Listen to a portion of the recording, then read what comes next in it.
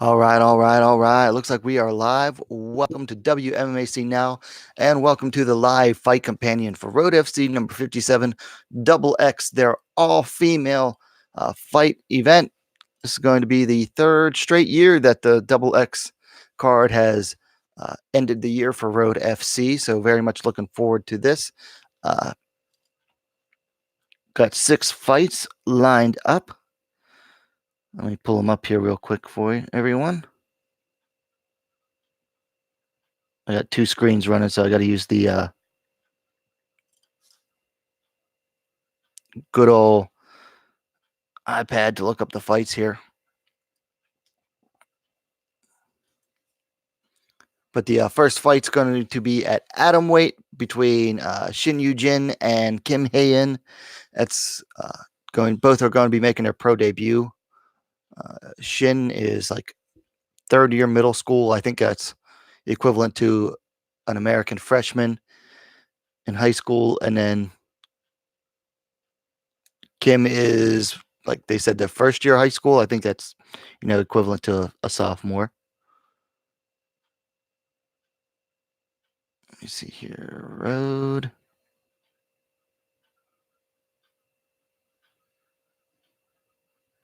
FC 57.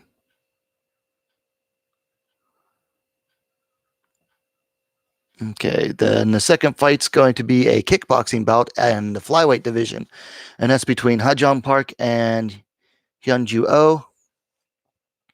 Park has fought twice now for Road FC in MMA. Hyunju Oh has experience in Max FC, that's Korea's largest kickboxing promotion. This is actually a first for Road FC. They've never had a kickboxing event. Earlier during the men's card, they had their first ever grappling bout. It was one-on-one, then one-on-one, and then because they tied each team, it was Team Korea versus Team Japan. Because of the tie after the first two, they had a third bout with each team picking who to go out for. But anyway, this is going to be the first kickboxing bout in Road FC history. So kickboxing in the cage, hopefully with little gloves, because that makes it more fun. Then the third fight is going to be between Yunha Hong and Emi Tomomatsu, and that's at a catch weight. I think it's around 110 pounds. Yunha Hong's currently 3-5. Tomomatsu's 15-15. Both are coming off a loss just last month at Deep Jewels. Then we have Rowan Pilger versus Yukari Nabe at 132-pound catch weight. Pilger's currently 3-0. Nabe is 7-3-1. Are getting the fighter introductions underway. Here goes Kim Hae-in. Or no, that was Yujin Shin. Coming out now is Hyunju Oh.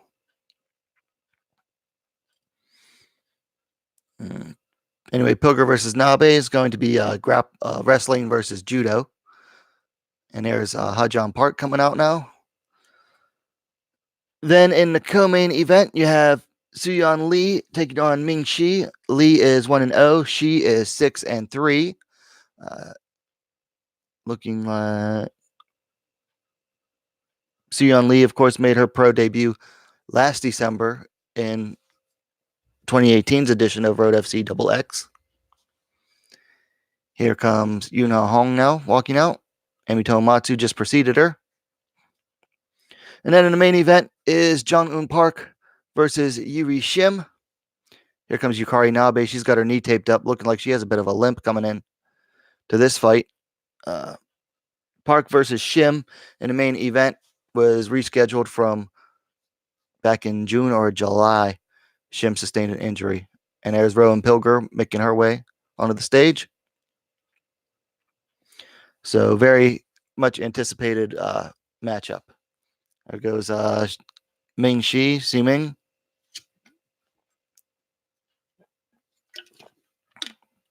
Anyway, it's currently 5:07 a.m. my time. So expect to see me drinking a lot of caffeine. There goes Suyeon Lee. Here come the main event fighters. Here comes Yuri Shim with her medical mask and her hands already taped up.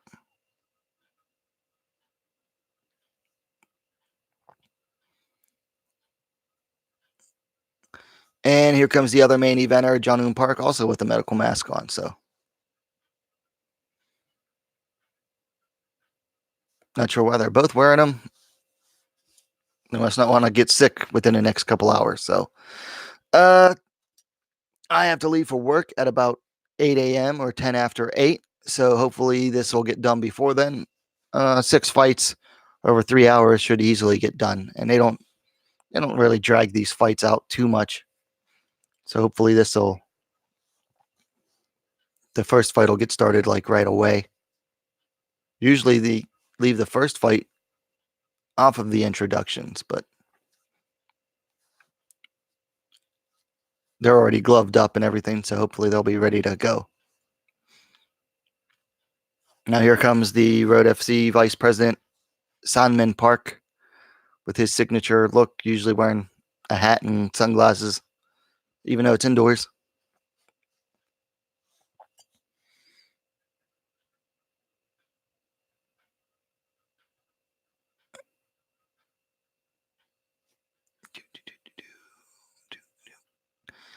And let's see. I'm going to go ahead and tweet this stream out real quick. While we got some time, we've got 4 viewers so far. All right. Up, down to 2. TTV Try Boy says, "Are you excited for UFC 245?" Yeah. I'm gonna try to go to Buffalo Wild Wings for that. So I have no doubt there will be seats available, especially as college football winds down. Let's see. So yeah, I'll be watching that at Buffalo Wild Wings, spending about total for the night what I would spend at home just for the pay-per-view.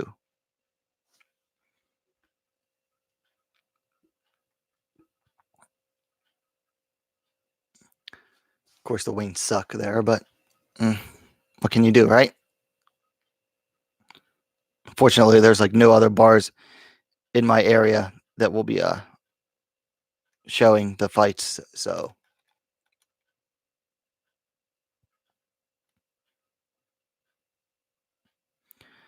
just gonna quick share this to Twitter.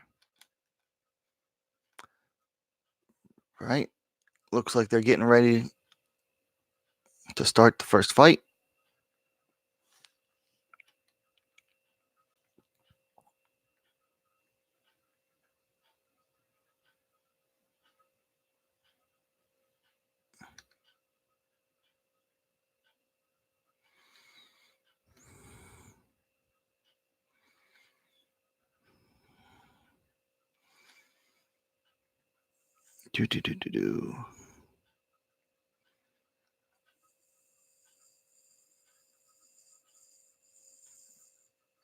Just gonna tag someone here real quick.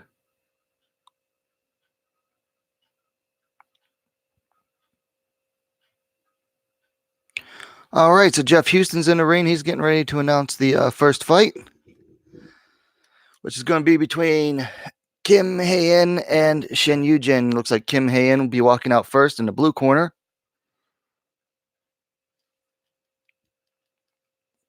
There she is, 15 or 16 years old, fighting out of Team J. Teammates Yeji Lee and what's the other girl's name? Yeonji Kim have also fought for Road FC. Yeji Lee is currently booked up through at least next month or February. She's fighting in the Shudo Super Atomweight tournament in Japan to crown Shudo's first Super Atomweight champion. There's Yeji Lee and Yeonji Kim right behind her, along with her head coach.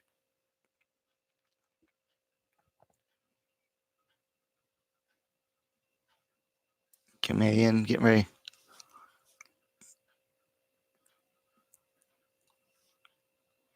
Getting the hugs out of the way.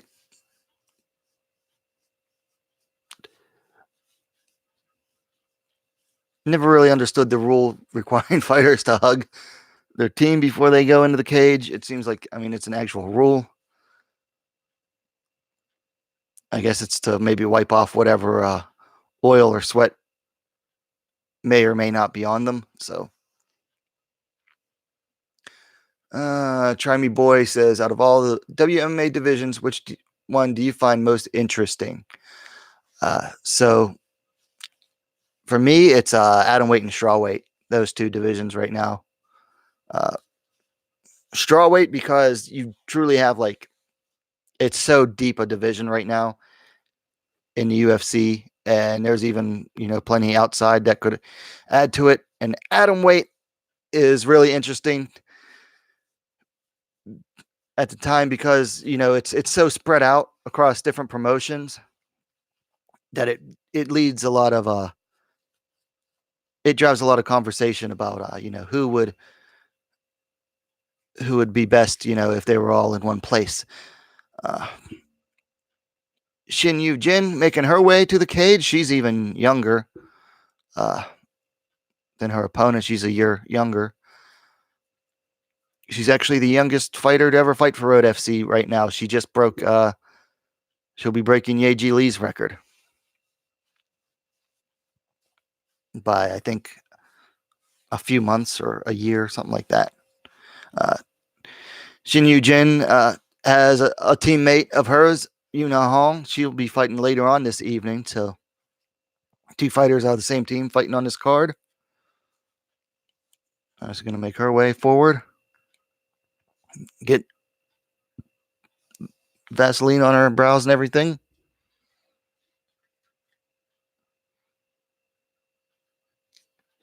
I'll tell you what, for two young girls, they look very calm. Like, they look ready to go.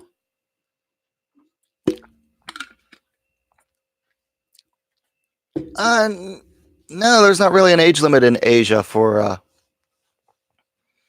young girls. Kumite TV in the house. John Hyun Ko, one of the best channels on YouTube to go to for fighter interviews. He interviews everybody.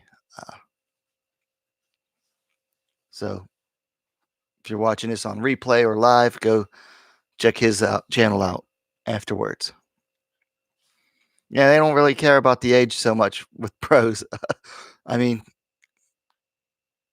Kim Hae-in's teammate Yeji Lee made her pro debut against Satoko Shinashi, who was well into her 30s at the time, and had, I don't know how many fights, like a bunch. And then she had her next fight in World Series of Fighting Global against Issei Watanabe, legit knockout artist. So,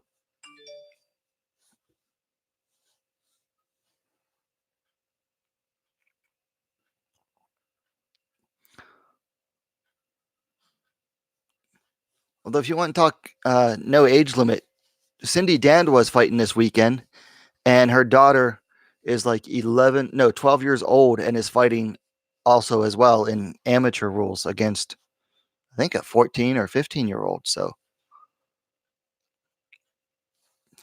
course, this is actually pro.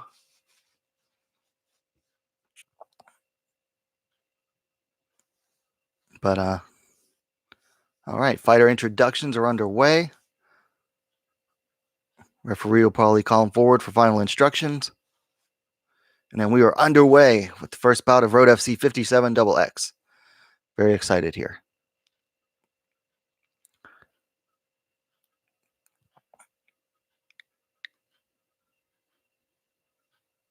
So Kim Hae-in in the full rash guard and Vale Tudo shorts,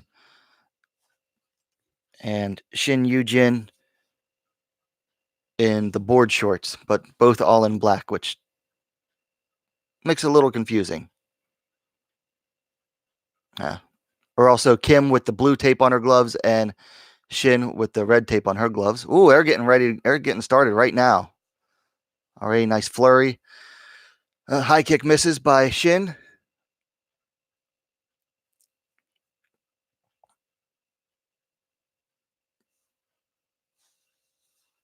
Testing the range here between the two. Both in the center of the cage.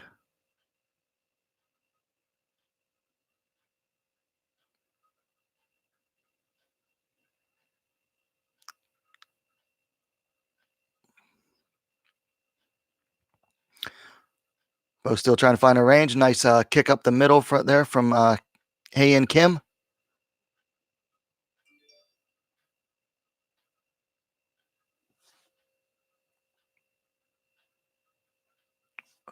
Winner coming forward. Nice knee there from Hae-In Kim. And they're even swinging off the break. Quick clinch work there. Both back to the center of the cage.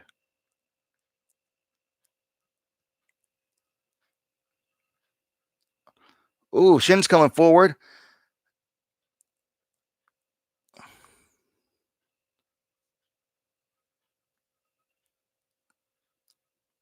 lot of feinting from Hae-In Kim. Now she's coming forward with some punches. Back Shin up. 1-2 there. Misses there for Shin, looks like. Both fighters in the orthodox position. And they're going at it again. They're swinging for the fences. Not exactly the tightest of technique. About 2 minutes into the first round.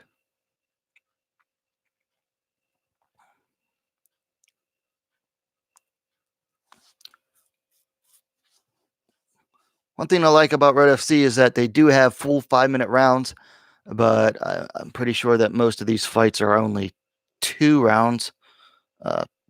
Yeah, this is only 2 rounds. Ooh, they're going at. They're swinging for the fences. Kim lands a nice one on Shin. Referee stops it. Up. Kim Hae-In lost her mouthpiece.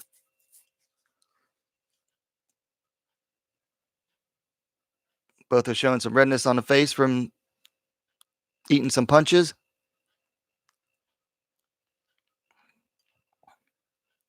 Neither of them are shying away from the fight.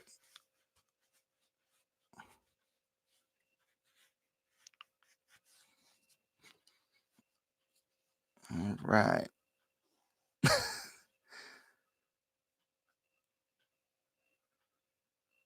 Oh! Kim drops Shin with a punch. She recovers, but Kim is driving Shin to the fence now. Clinching up against the fence. Kim on the outside. Nice head work there from Kim to maintain posture. Shin trying to pummel her way out.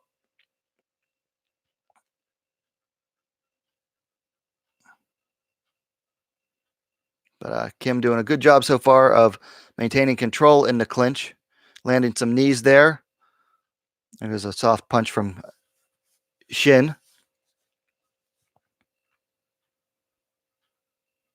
Another knee there to the thigh from Hae-In Kim. And looks like we got a reversal from, nope, not quite. Kim drives Yujin back to the fence there.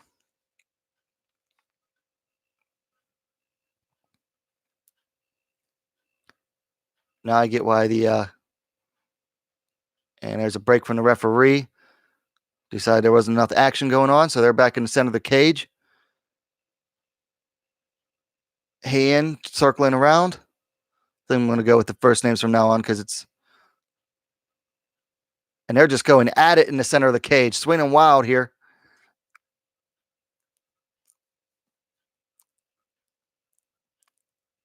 I'll tell you what, those bangs have to be distracting for Hae-In because they're like right in her eyes just about.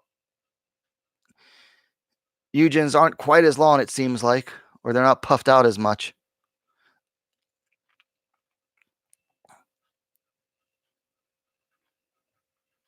These two seem content to go blow for blow, and that's right at the end of the first round there. So nice first round for these two high school girl fighters. Pretty exciting action going on. It seems like they'd be content to just sit, and then as soon as one throws, the other starts throwing back. Good action there. There's a replay of that push kick from Hae-In. Some of the more punching action. They've got there's when Yujin got dropped for a quick second. She recovered nice and quickly.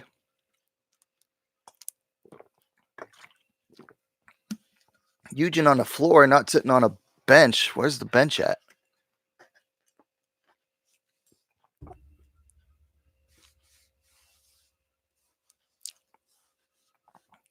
Corners are out now.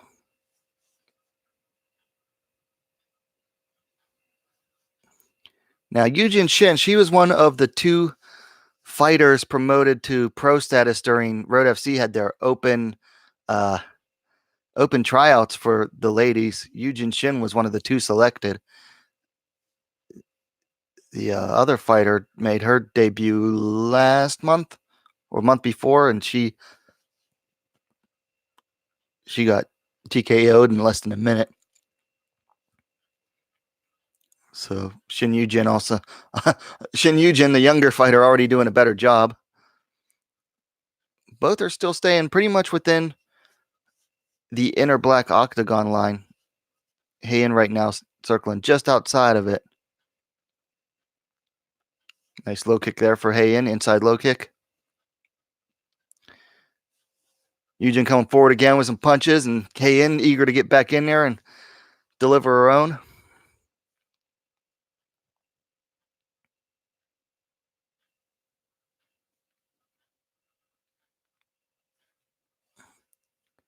Kumite TV says, do the do. Yeah, I do the do. Every day, unfortunately. Not very good for you long-term health-wise.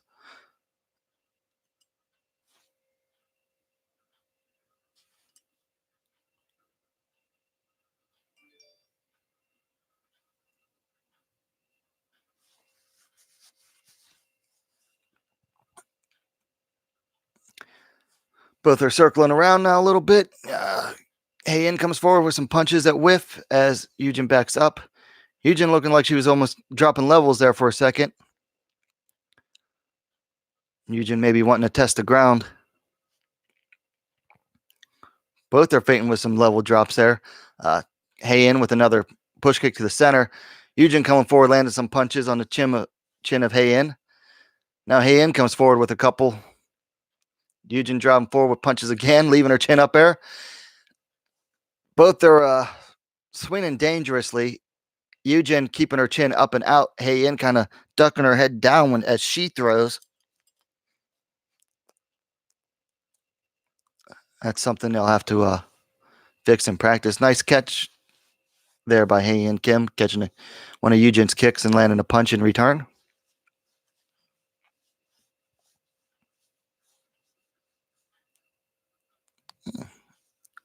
Nice right there landed for Hayan.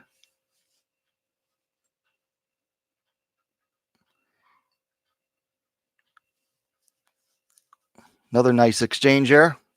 Eugen being the aggressor this round. She was mostly the aggressor last round. Eugen with the little come on now moment.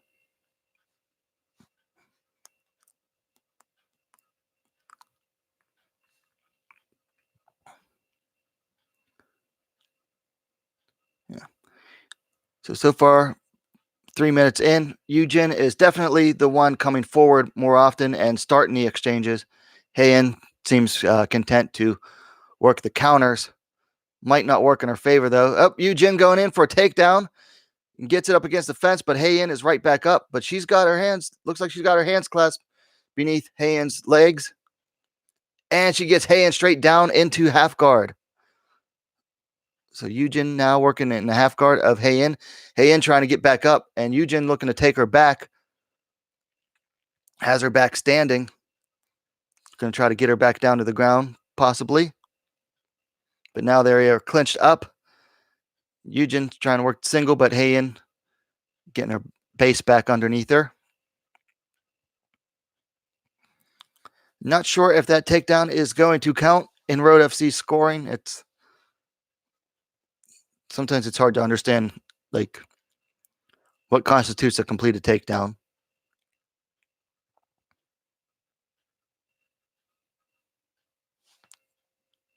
So we got both fighters clinched up against the fence.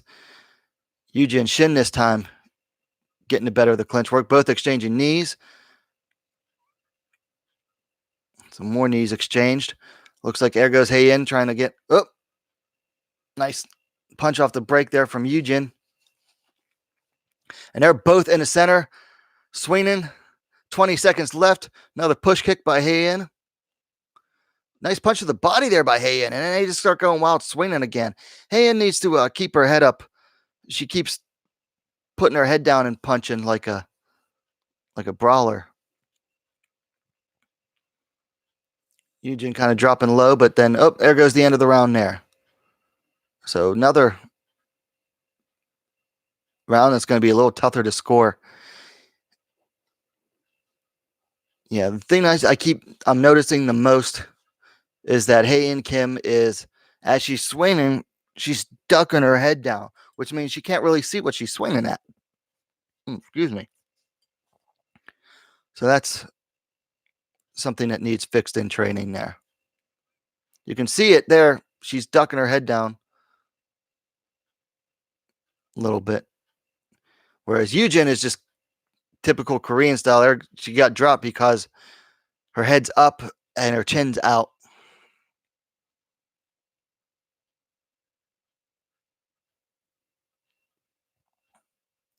Ooh, I missed that kick from Yujin there. And there goes the takedown, the initial takedown. And there goes the full takedown from Yujin. So that is the end of the fight, actually. So now we're going to the judge's decision, only 2 rounds. And next to the ref, they really do look like kids. I'm going to turn the volume up here just a little bit. Hopefully I won't get in trouble for this.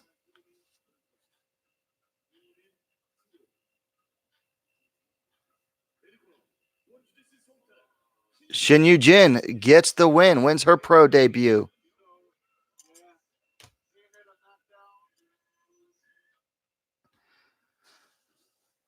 So 15-year-old middle schooler. Or 14 years old. I think 14.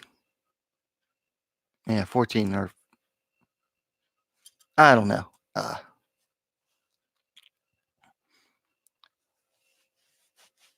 Anyway, middle school student Shin Yujin, representing Bond Jiu-Jitsu and Salton MMA, gets her win pro debut. Unfortunately for Hayin Kim, she moves to 0-1.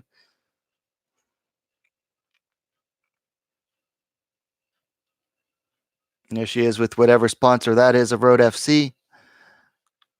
And the 6 lovely ring girls.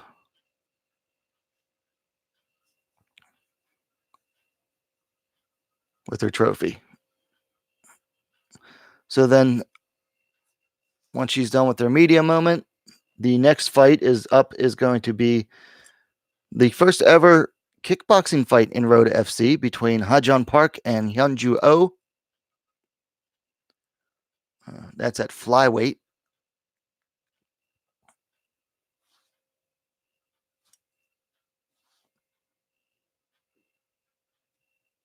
And one thing to note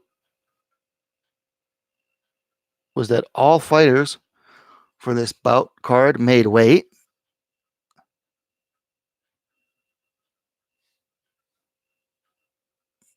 Which is always nice to see. Particularly, Kumite TV says that was a draw. Yeah, I'd have given it a draw too, because the only thing that really would have scored points from what I understand of Road FC would be the knockdown and the takedown, which was scored 1 each. So I'd have given it a draw too.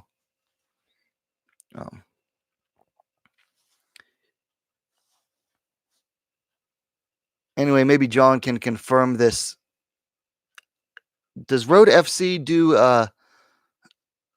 early weigh-ins? Because half the ladies yesterday weighed in like fully dressed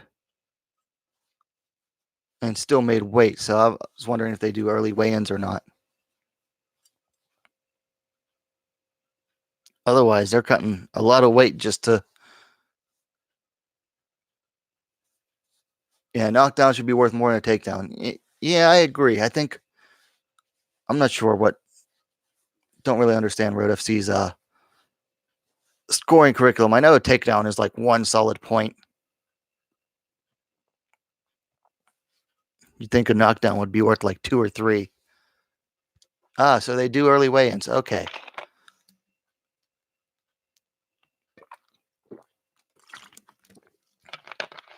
I had wondered that because I remember when she fought Jin Yu Fry, Saw Hee Hum weighed in fully dressed, and I'm like, how the heck did she make weight like that? But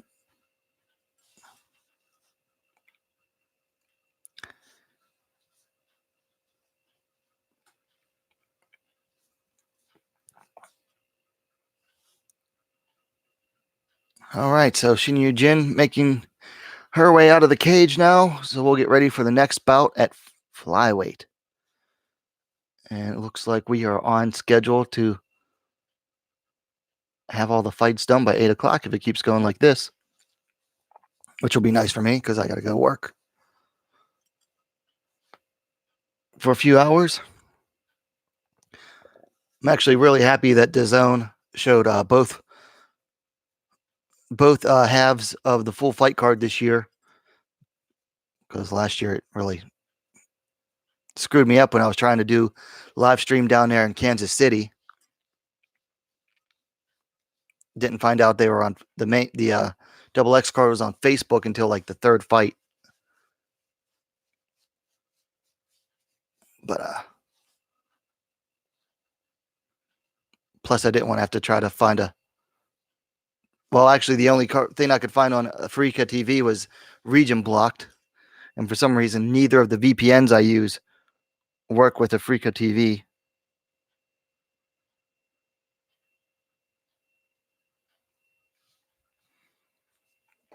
All right, so Hyunju Oh getting ready to make her way to the cage, about to step out on stage here. The Max FC veteran. I've watched a few, some of the videos from Max FC. Actually, the last event was live on YouTube. It's nice to watch. Turned it on before, I think I turned it on in time for Hyunman Myun's fight.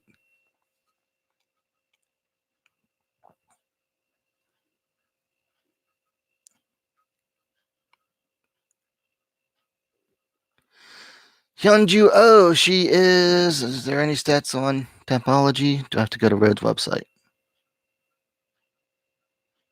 Gotta go to the website.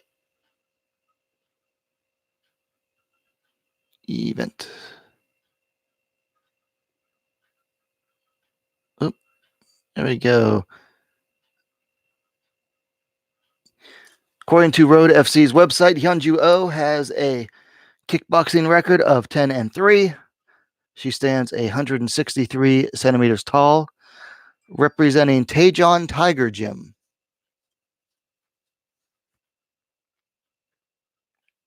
Don't have an age for her, though. Looks fairly young. Most of the Max FC girl fighters are like 21 and under, from what I saw.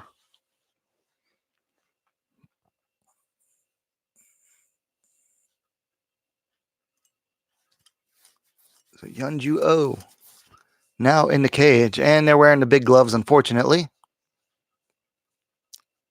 Guess it was a little too much to ask for Road FC to have kickboxing rules with the little gloves. Baby steps.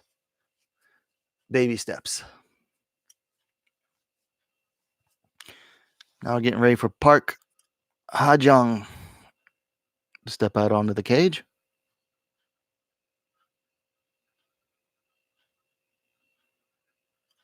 Or onto the stage, rather.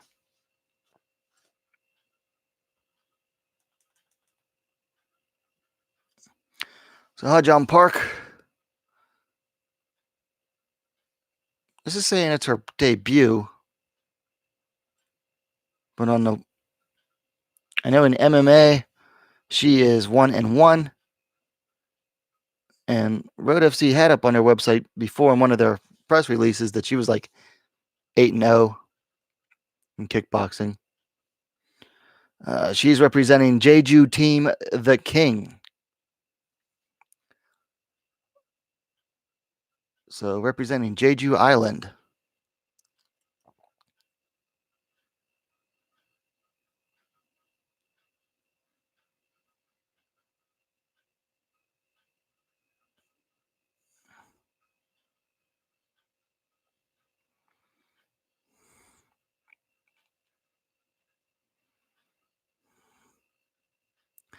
And Park's last fight, which was only a month ago at the last Road FC event, she fought Na Park.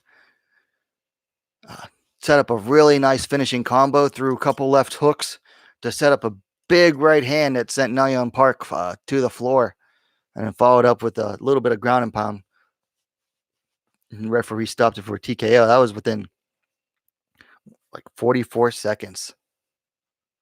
So Ha-Jung Park, 1-1 MMA. She stands 172 centimeters tall, so she'll definitely be the taller fighter in this fight. Actually, I'm going to grab my notes real quick.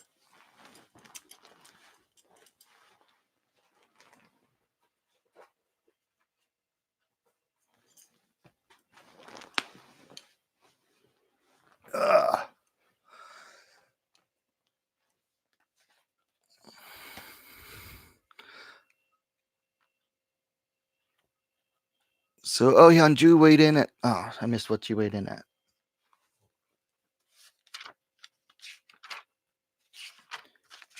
Anyway, pulling up my notes here.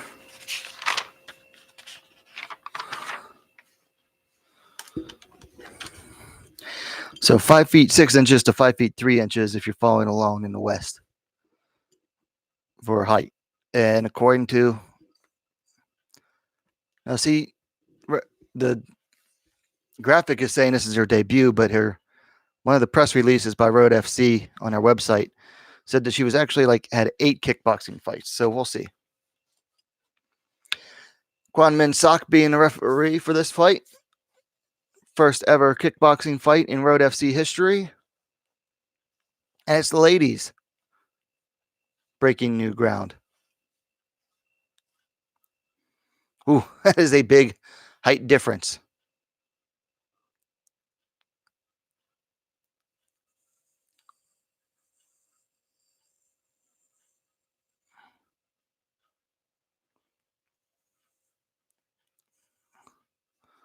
All right. Both ladies getting ready to go. And there we are, first round. So Park in the black gloves, O in the white. Nice low kick there set up by punches from O.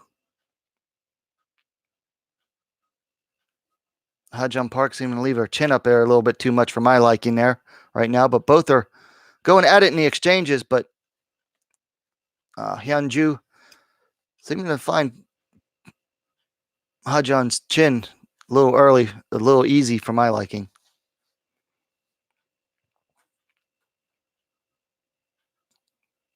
Park getting backed up against the cage, but now she's coming back forward again, and they're clinching, but they break in time.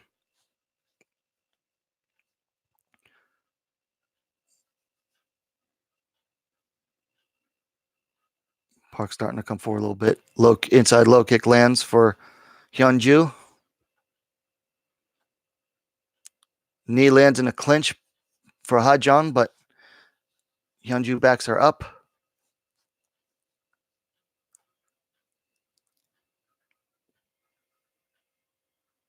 Both are. So Hyun-Ju catches a kick from Ha-Jung and drops her with a punch real quick.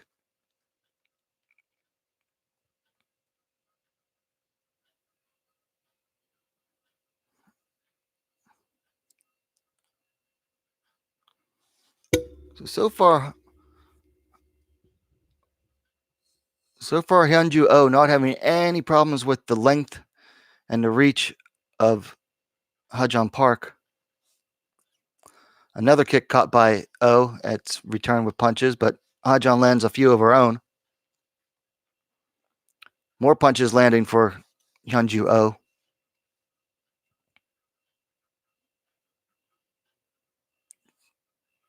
About 50 seconds left in the first round here.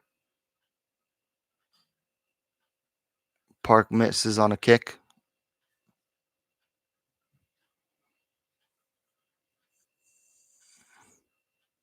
Oh! Legit knockdown by Hyunju Oh. Referee starting to count. Nice overhand right lands there.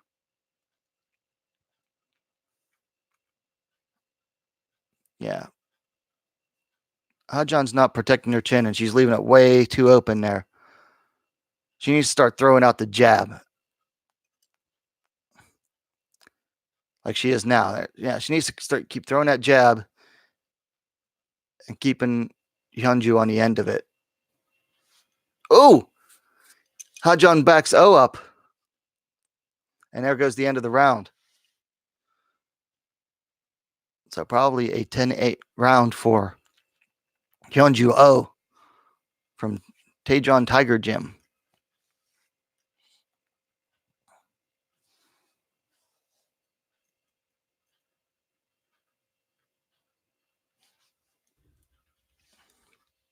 I'm about to show the replay of it. Nope, not quite.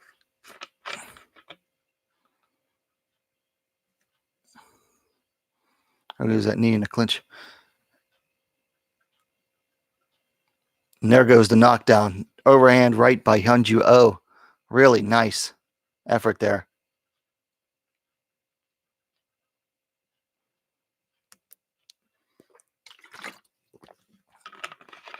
All right, so fighters are ready to go for round number 2. I'm guessing this is 3 rounds.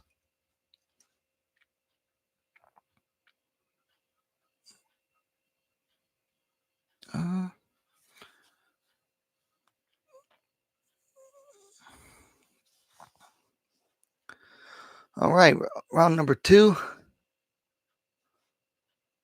No action so far in the first 10 seconds. Hyunju Oh coming forward again, grazes on a hook.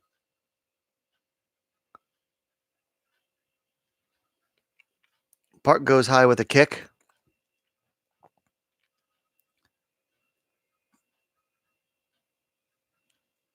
Park on the outside. Hyunju controlling the center of the cage.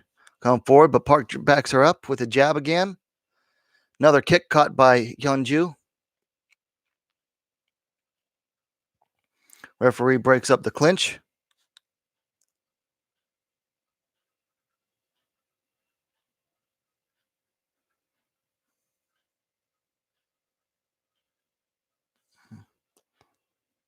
Right hand lands on chin there for Hyunju Oh.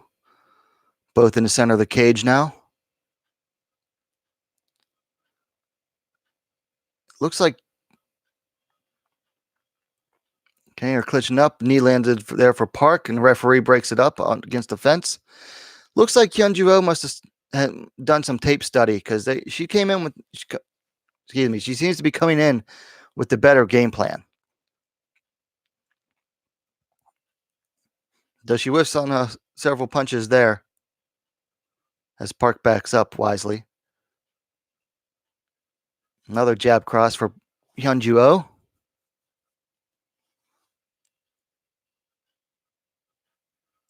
And they're going at it now, just off the center of the cage.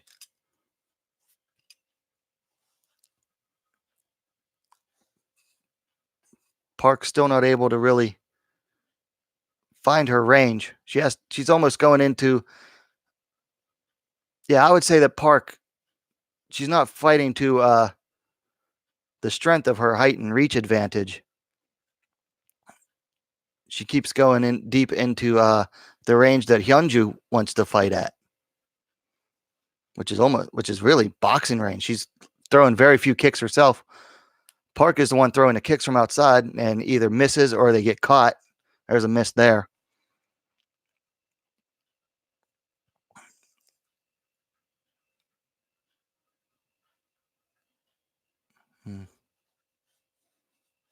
Park falls, trips to the ground, but not a full knockdown.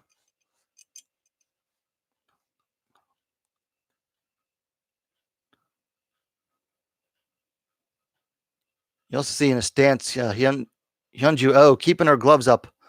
And that was the end of the second round. But Hyunju Oh keeping her gloves up very high, protecting her chin, whereas Ha-Jung Park's keeping them lower. So that's why she's eating so many shots.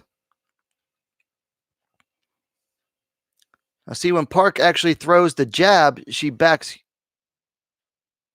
Oh up. That was a nice body kick that landed on it for her, too. Much better round for Ha-Jung Park, but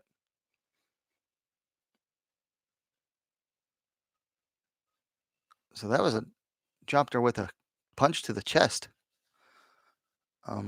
But yeah, if this were live betting, I'd have still have my money on Hyunju Oh right now.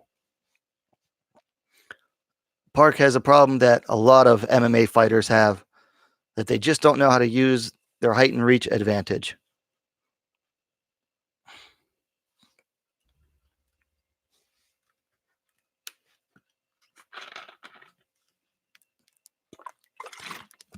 All right, start of the third round. Both meeting in the center of the cage.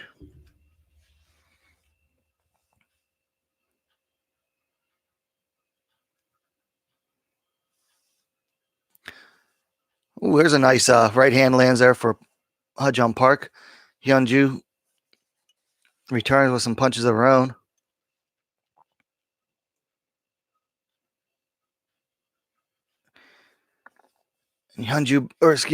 Park backs Hyunju up again with the right hand after Hyunju looks like she missed on some punches.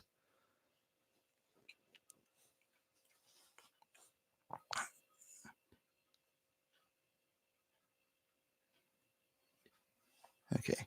Yeah, see, one thing I kick misses for Park. See, Park doesn't really throw the jab unless she's like way outside. A couple body punches landed for Oh there. But yeah, Park isn't throwing the jab unless she's like way outside. She's just like 1-2, and that's it. And then Oh is able to get inside the range and land punches, and that's when Park starts firing back. Excuse me again. Park needs to be working that jab as the taller, rangier fighter. She's just not working the jab as much. She's also much more flat-footed than Hyunju Oh. Hyunju Oh is bouncing around on her feet.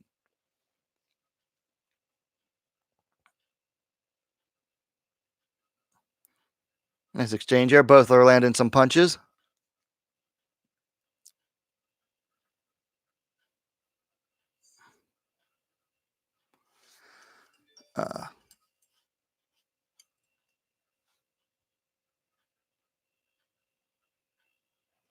Another kick there caught by Hyunju.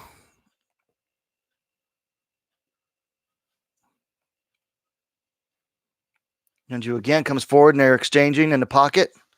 Nice knee there to break the clinch by Park. Can't help but wonder if that ponytail's distracting. No, it's distracting me at the moment. Nice right hand there over the top by Hyunju Oh. 30 seconds left in the round and probably the fight. Park backing up Hyunju with some punches. Throws a side kick that misses.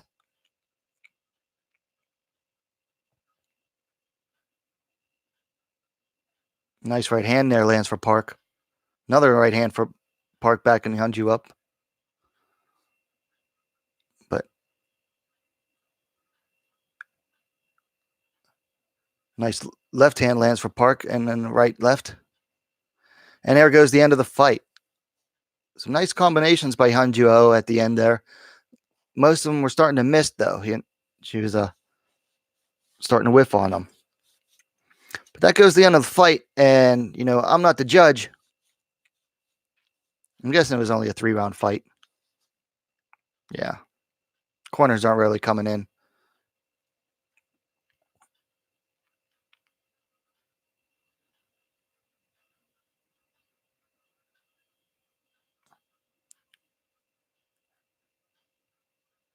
There goes one of the best moments of the Park for fight, or of the fight for Park, rather. Nice right hand there, back to Hyunju up. Nice right hand there from, nice right left there from Hyunju. Another right left backs Park up. So we're going to the judges.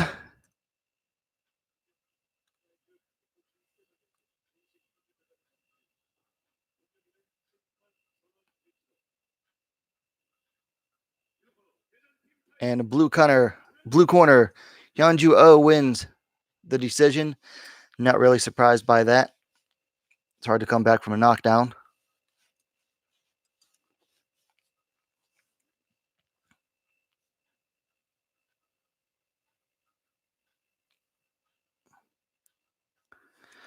So Hyunju Oh wins the first ever Road FC kickboxing fight in the cage. So nice to see Road FC changing things up a bit.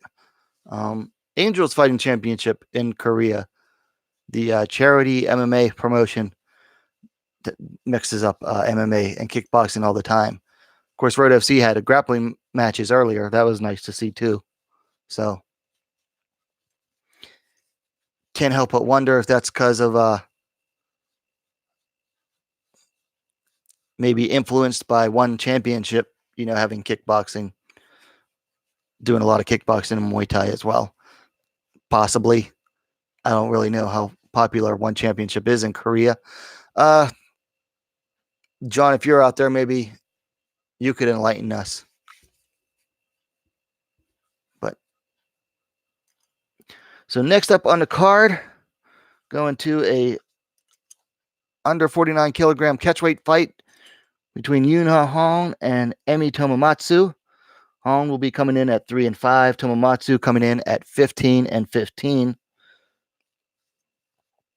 Purple belt versus brown belt jiu-jitsu practitioners.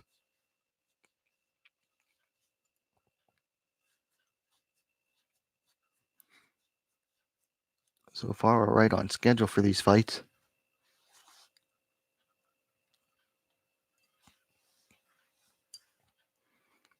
Got got a couple viewers in. The chat is open, so feel free to hit that thumbs up button. So Kumite TV says one is known but far from popular. MMA is very niche in the country. Yeah, it is pretty niche in Korea. It seems like BJJ is like every weekend there's a big tournament and MMA struggles. I guess people just don't want to get punched in the face. I don't know.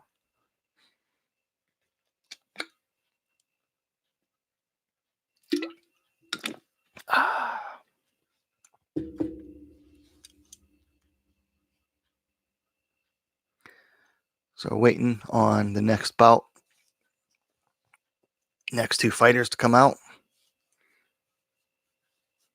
Not a big fan of the downtime, but Jeff Houston making his way to the cage with his rose jacket.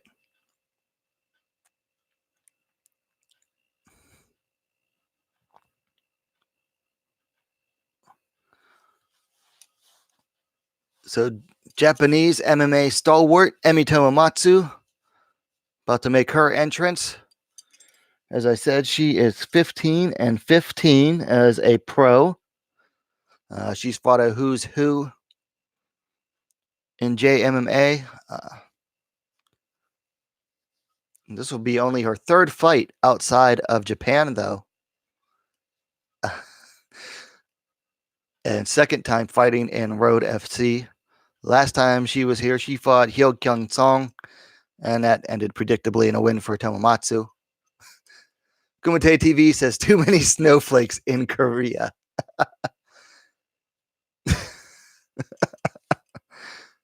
Too much soy in the diet, John. Too much soy in the diet. Need to start eating more red meat. I know it's expensive, but they need to start pumping those kids full of red meat.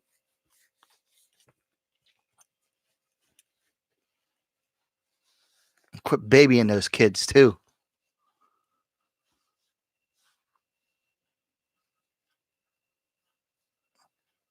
So here comes Emi Tomomatsu representing Deep Jewels. Might have seen the logo towards the bottom of her shirt.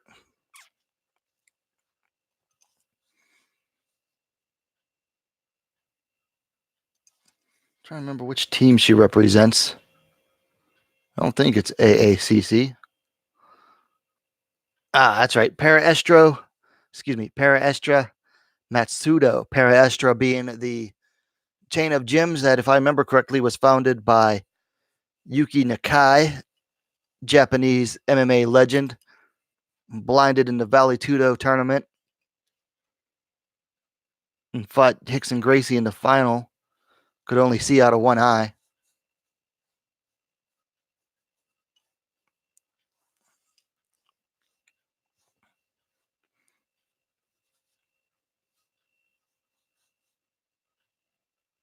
So Emi Tomomatsu getting her final check-in. So she is coming off a loss in her last fight. That was in October, October 21st at Deep Jewels 26.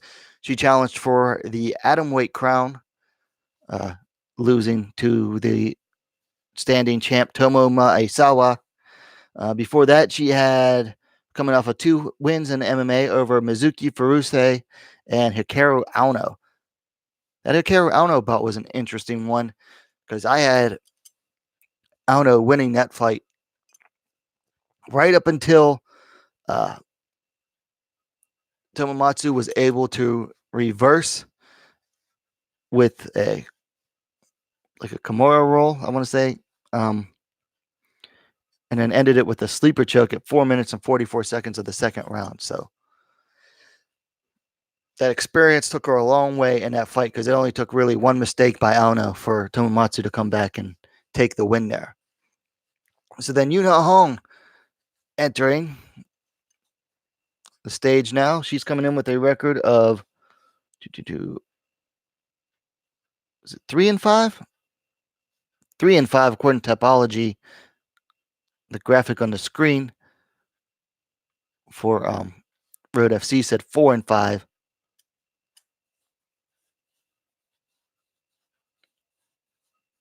Possibly Tapology missing one, or Road FC just making a mistake. Yuna Hong representing Bon Jiu-Jitsu and Sonton MMA.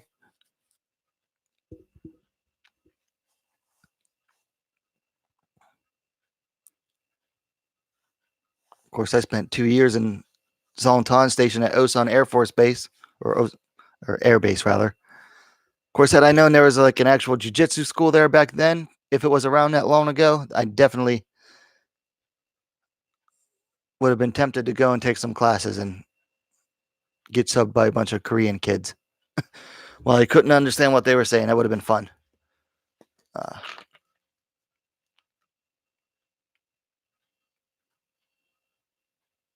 So Yuna Hong about to step into the cage to face Emi Tomomatsu.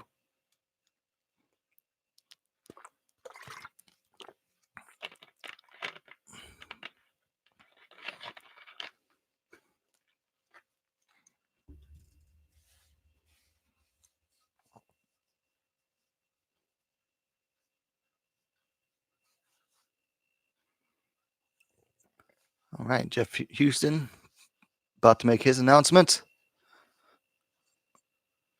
with his Road FC custom-made bow tie.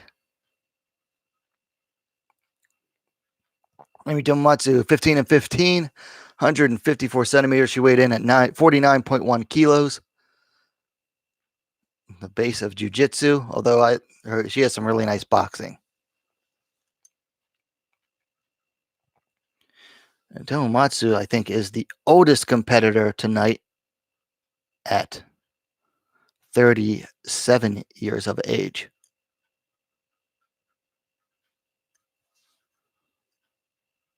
And I believe Yuna Hong is the second oldest at 30. So Yuna Hong, record of 4-5 according to Road, 3-5 according to Tapology, 160 centimeters tall, also with a base of jiu-jitsu.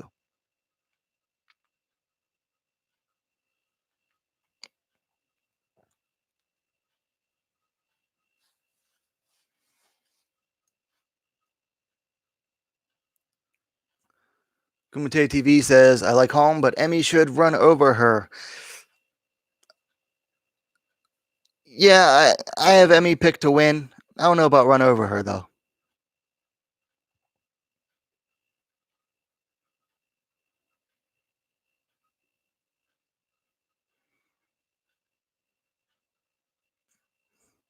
We'll see. Stand up, I think she could definitely run over her. On the ground,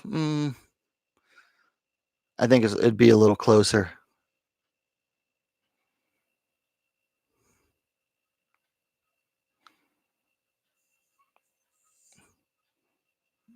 Both these two coming in great shape at the start of the round. Both mixing up a little. Home backing Tomomatsu up with a right hand. Emi Tomomatsu dropping levels momentarily, but Yuna Hone driving her to the cage.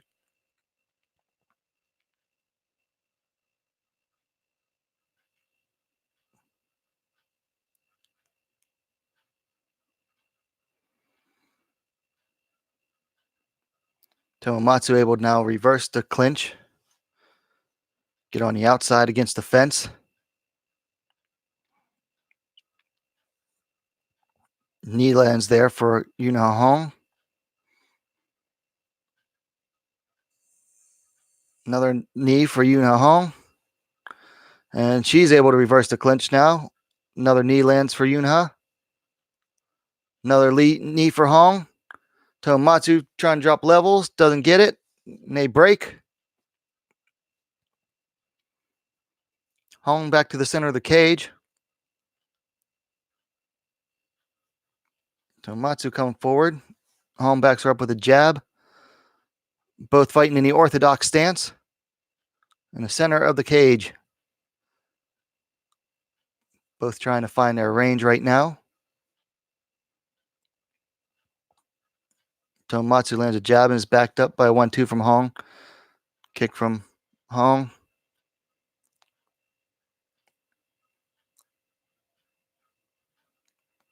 Both getting a feel at the end of their range, coming in temporarily.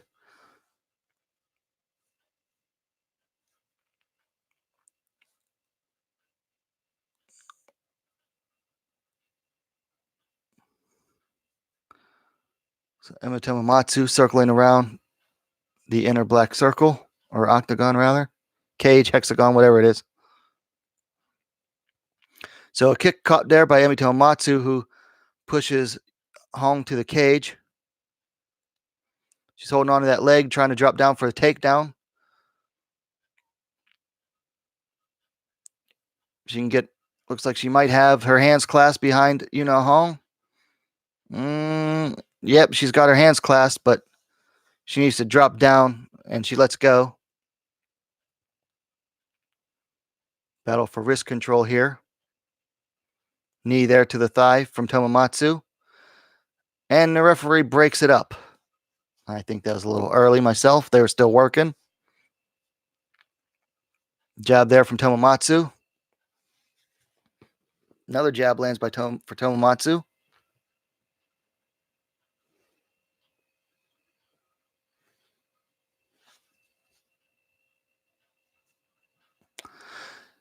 Right cross lands for Yuna Hong.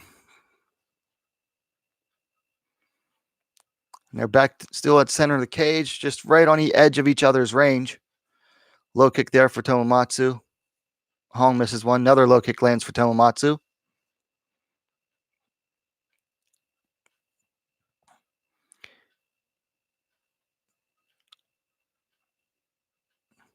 Another missed low kick there by Hong. Tomomatsu lands a jab.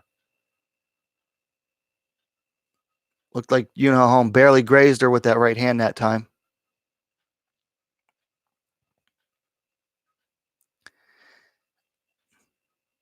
Right hand there lands for Tomomatsu to the side of Yuna Hong's head.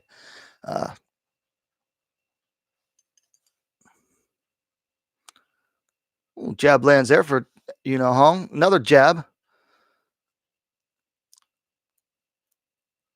Knee lands now in the clinch by Yuna Hong. Emi Tomomatsu trying to keep the distance with her leg up.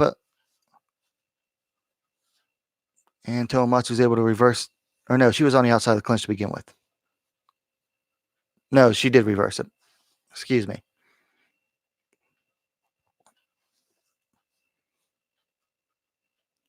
So Emi Tomomatsu looking to go for a clinch, or excuse me, a trip. Working the dirty boxing. And referee breaks it up with 15 seconds left in the round. And Tomomatsu drops levels for a takedown. Has her hands clenched, but looks like Yuna Hon's going to be able to fight it off to the end of the round here. And there goes the end of the round. Kumite TV says Holm dominating on the feet and showing her strength in the clinch. Impressive. Yeah, I agree. She's doing very well.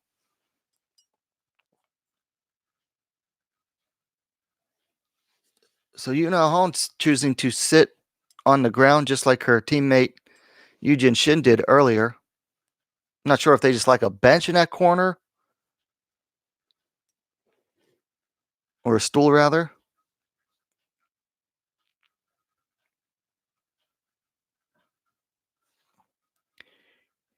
Now, Yuna Hon's, her striking is pretty one-dimensional. She's all about setting up that right hand, but she managed to find a home for it. And these replays, she's landed a lot more than I thought she was live. Kumite TV says Asian sit on the floor. Yeah. Well, that's because Koreans have heated floors. I'd sit on the floor too if it was heated. Oh. Tomomatsu got an issue with their glove tape.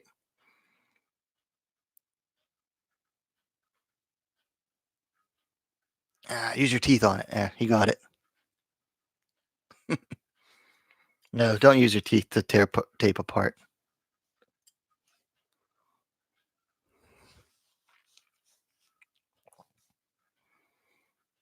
So start of the second round. Nice little flurry there between the two.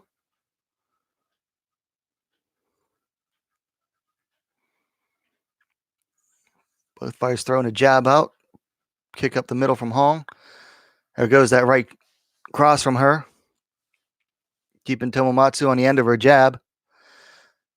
Emi Tomomatsu shoots down, grabs a leg, backs Yuna Hong up to the cage now. Something went on with the ref. Stopping it now. To clean up the blood? Come on now, ref.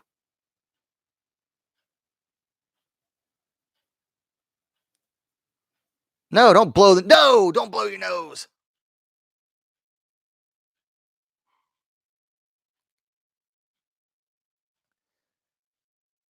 Ugh. Serve starting, but literally the referee stopped the fight to clean up to give Tomomatsu a towel to clean up the blood, and then told her to blow her nose. Why? Oh my gosh. Hopefully it was just a little bloody. Cause, well, yeah, it was just a little bloody. Like, it didn't look like it was broken or anything. Because that could like swell her eyes shut.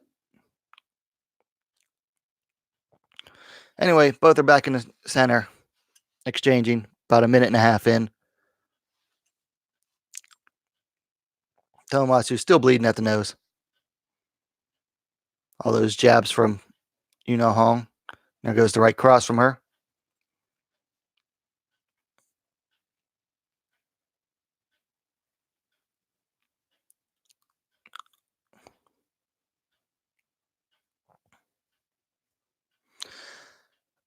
Tomomatsu trying to get in, but still getting backed up by that jab. Man, Yuna Hong is making that jab work for her against Emi Tomomatsu so far. That's where all the bleeding's from. It's not from Tomomatsu dropping down for takedown, shooting in. Nice sprawl there by Yuna Hong. Tomomatsu drives her across the cage to the fence now.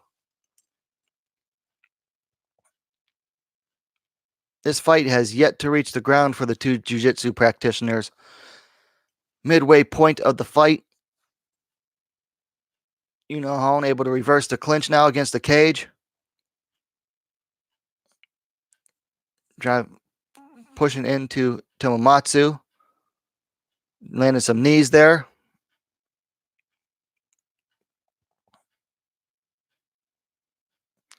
Looks like Tomomatsu taking some advice from her corner, and the referee stops it.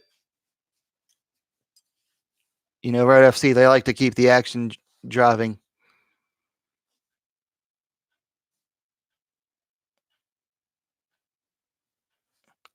And they're back to the center of the cage now, just on the outside of each other's range. Low kick lands for Tomomatsu, but left herself unprotected. 8 across from Hong. Oh, big right hand lands there for Yuna Hong. Tomomatsu is bloodied up right now. She is just eating punches from Yuna Hong. Yuna Hong being just showing a lot of improvement in her striking against Tomomatsu. One thing I've noticed is that maybe it's because she's having a hard time with the range. Tomomatsu hasn't gone to the body at all. Another right hand almost drops Yuna Hong. Body kick lands for Yuna Hong that seems to have hurt Tomomatsu. Tomomatsu seems hurt.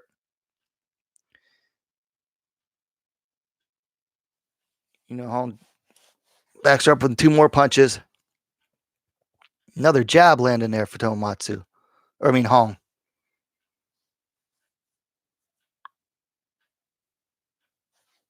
Is this a 2-round fight or a 3-round fight? Because this is a 2-round fight. Oh, this is a 3-round fight. All right. According to Tapology, it's a 3-round fight.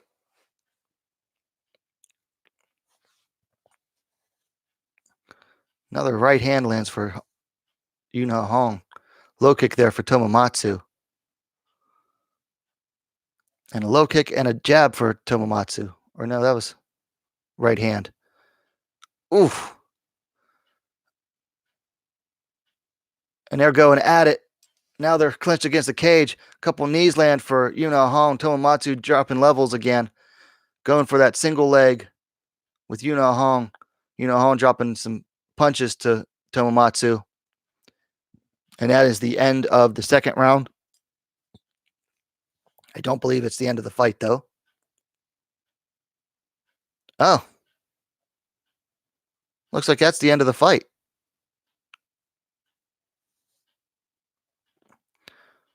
Well, if that's the end of the fight, then I think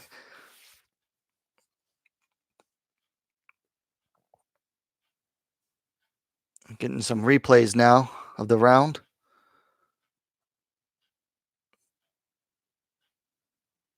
Yuna Hong able to find a home for that right a lot in this fight. She was setting up those uppercuts too. Can't always catch those in real time. Boom! Nice right hand there for Hong. And another.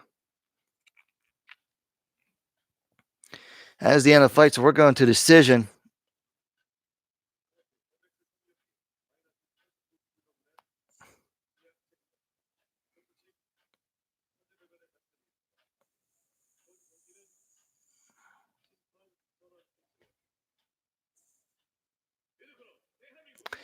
So decision goes to Yuna Hong.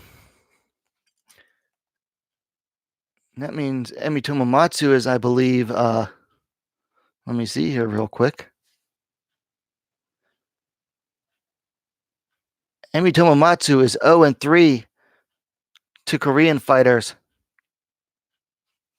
over the past year and a half now. She lost decision to Jung-Hoon Park last year in June. And then in August, lost to Shiyu Park. And now this year comes to Korea, faces Yuna Hong, and loses a decision to her. So Emi Tomomatsu might want to stay away from Korean fighters for a little while.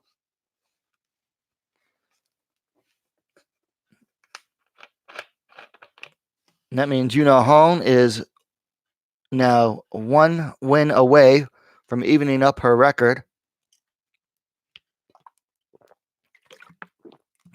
Big improvement in Yuna Hong striking. Big improvement, guys. Wow. That's very surprised by that. So I thought Tomomatsu was going to straight up outbox her, but she didn't. Yuna Hong was keeping her on the end of her jab and finding a home for that big right hand that she likes to throw. So So that's the end of the first 3 fights. We're halfway through the event so far. Next up is going to be another catchweight fight, minus 60 kilograms between Rowan Pilger and Yukari Nabe. And I'll be right back. I'm going to take a quick bathroom break.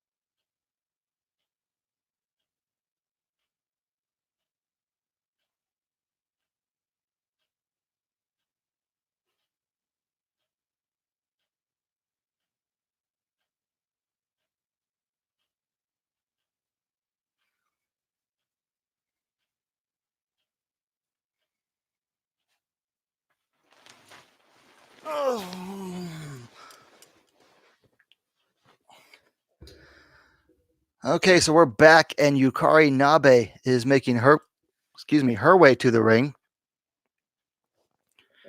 She's got her left knee taped up and seems to be limping a little bit. Yukari Nabe has a record of 7-3-1. She's coming off a win last month in Deep Jewels. She's 32 years old, stands 5 feet 1 inches, 155 centimeters tall. And neat thing about Yukari Nabe is that she actually attended university in Korea and studied judo. And when she arrived at the airport, they were taping her, and she started speaking Korean right away. So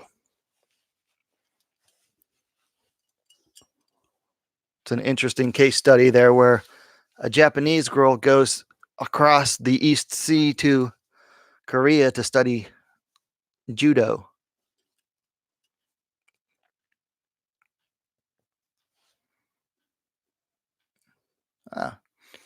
According to Topology, Nabe is also fighting out of Para Estra Matsudo. So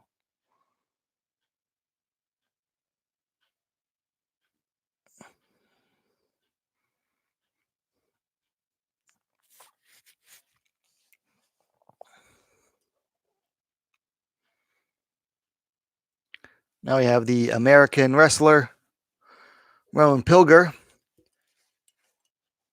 who lives and trains in Korea, where she is, I believe, an English teacher. I would imagine ESL teacher. She's also a pretty I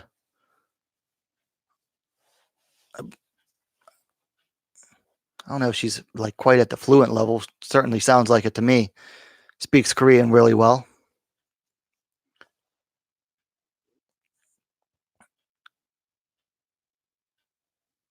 Trains out of Road Gym Wonju with Soo Chol Kim, former bantamweight champ. She enters the cage with a perfect record of 3-0. She's 29 years old, stands 5 feet 5 inches, 164 centimeters tall.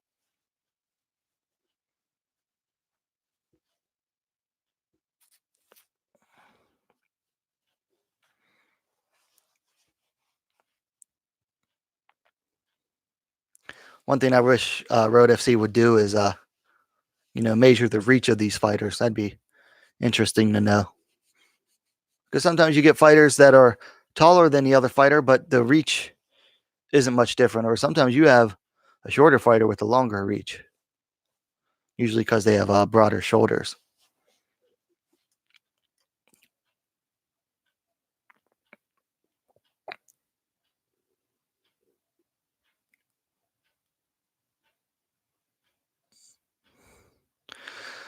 So Rowan Pilger enters the cage, looking ready to go, looking to improve to 4-0 and stay undefeated. This will be her third fight this year.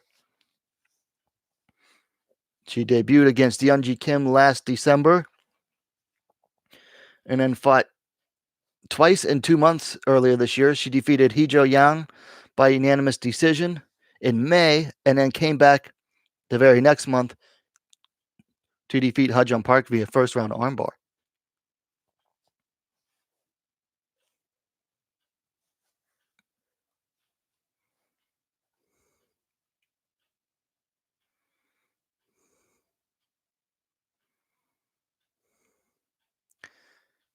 HMC Japan Combat Sports Academy.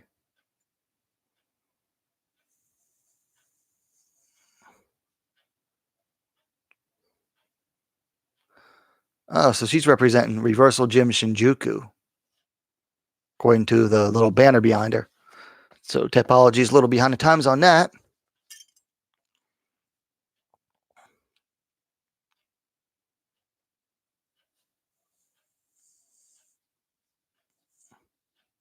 And Rowan Pilger without any sponsors, or at least no sponsor banner behind her.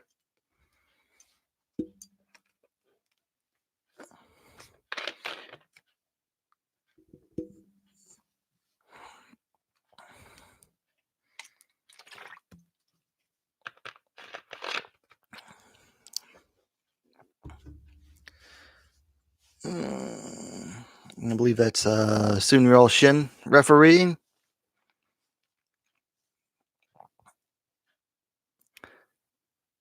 So Yukari Nabe in the yellow and black, Rowan Pilger in the blue and black.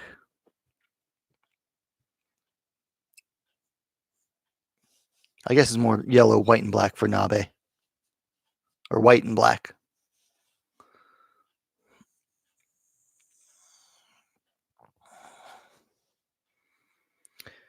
And they're off, and they're going at it right away, clinching up against the cage. Nabe on the outside. A couple knees laying there for Rowan Pilger. Knee there from Nabe. Another knee from Pilger. They're just working the clinch right now. Nabe not really getting anywhere with it. Pilger landing more of the knees. Nabe looking to trip Pilger to the ground. Get that judo working for her.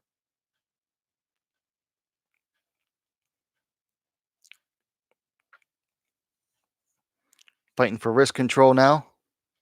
Still clinched up against the cage. Exchanging the knees. Another knee lands for Pilger and one for Nabe. Nabe now dropping down for traditional takedown. Boom. Gets it. Lands in side control, but then goes to half guard. Pilger trying to work a guillotine on Nabe, but Nabe just about has her head out. Pilger gives up on it. So Yukari Nabe now in the half guard of Rowan Pilger.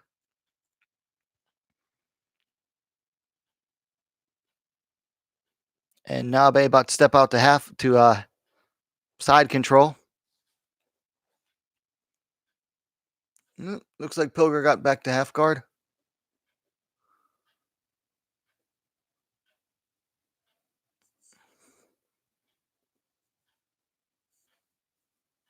Kari Nabe, what is referees in the way?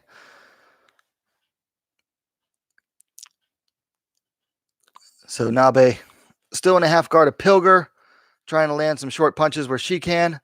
Pilger staying very active on bottom. She's about to go for, looks like she's going to try to go for a sweep possibly.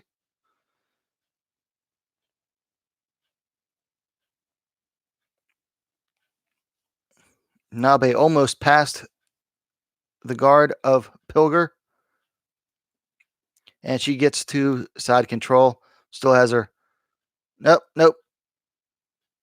Pilger's guard. Not going easy. Ooh, nice low kick there lands for Pilger. Or up kick, rather. So you can land up kicks in Road FC, but they don't allow elbows. That's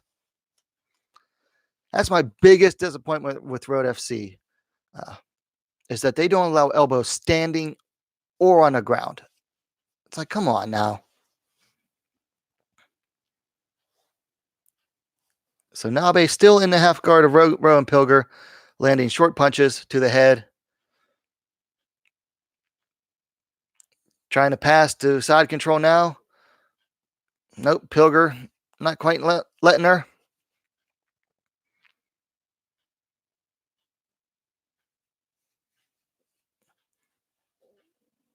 Up against the cage right now.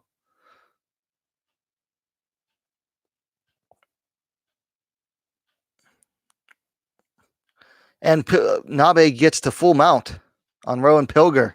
So very impressive by Yukari Nabe.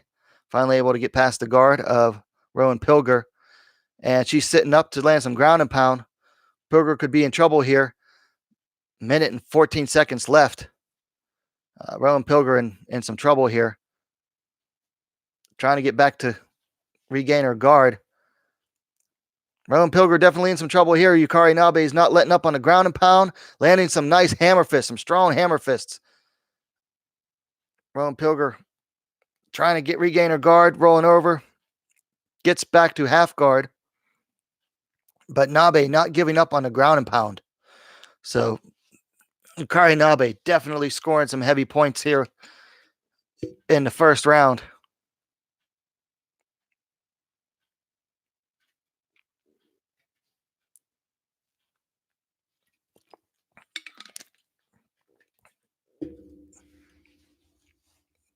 Nabe showing her experience here.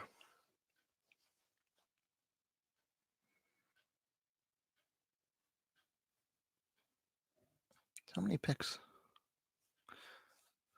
So looks like Rowan Pilger about to trying to get Nabe off of her. And there goes the end of the first round. Tough first round for Rowan Pilger there. She was eating a lot of shots there on bottom. Nabe looking lost, like, where am I supposed to go? Where's my corner?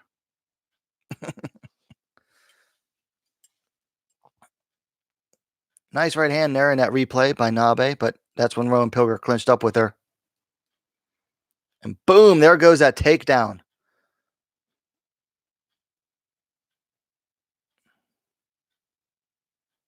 And there's some of the hammer fists by Yukari Nabe in mount.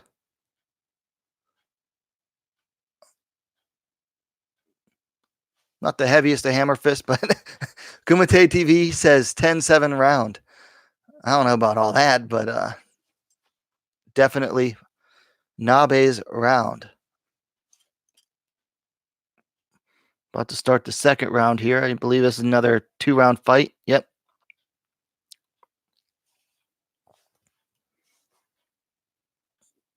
I think the only 3-round MMA fight on this card is the main event. Pilger there trying a side kick, but a little off balance there. Nabe coming forward, clinching him with Pilger against the fence again. Hard to blame her. It worked. Looks like she's going to try to drop down for the takedown this time. And Pilger denies it. And Nabe trips Pilger down. But Pilger able to regain, going back to her feet. Nabe working. Nabe back to her feet now, thanks to a whizzer. And on the outside of the clinch, Rowan Pilger with her back to the fence.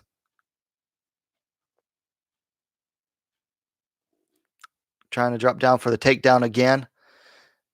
Ooh, lifts Rowan Pilger up and gets her down and goes. She had side control and then she gave it up. Literally put her own leg back over Rowan Pilger's to go to half guard. Just very frustrating to me. But I guess she was happy with the ground and pound she was landing. Rowan Pilger going back, trying to regain full guard. So now Yukari Nabe in the full guard of Rowan Pilger. Looks like Pilger gone for an armbar for a second. Oh, she's going for an armbar, but Nabe's arm looks like it's too far out. I thought she was going to go. She actually has the wrong arm right now. She's on the wrong side, is Pilger. So Nabe should be able to get out of this. Now Nabe rolling over to the side of Pilger. Trying to move to side control here. Rowan Pilger on the right side now for the armbar. Looks like.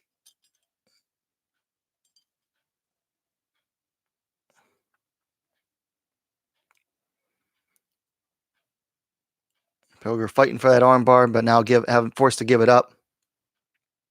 Nabe back to half guard in the half guard of Rowan Pilger. Halfway through the round.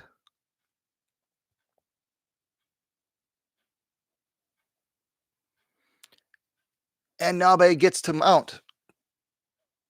Now starts landing more ground and pound to Rowan Pilger. Some hammer fist from the left hand. And now she's probably going to start landing that right hand. She can get free. But Pilger gets back to half guard, so. Pilger's still in trouble, though. This has not been the easiest of fights for her.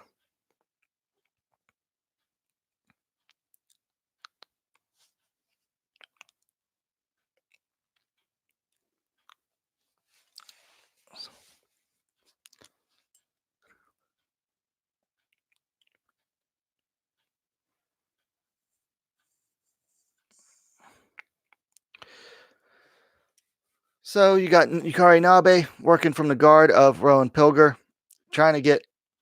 Oh, it looks like Pilger might be going for an ankle lock, for a leg lock. Yep, she's going for, I guess, a heel hook. I'm not that good with the leg locks.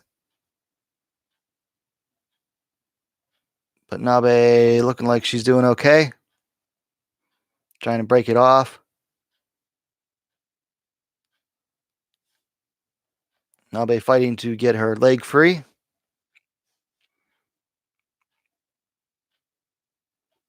And Pilger gives up on that, but now she's up, pulls back Nabe back into her guard.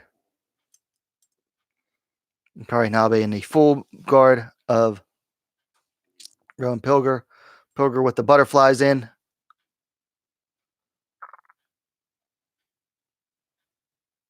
And Nabe passes to half guard.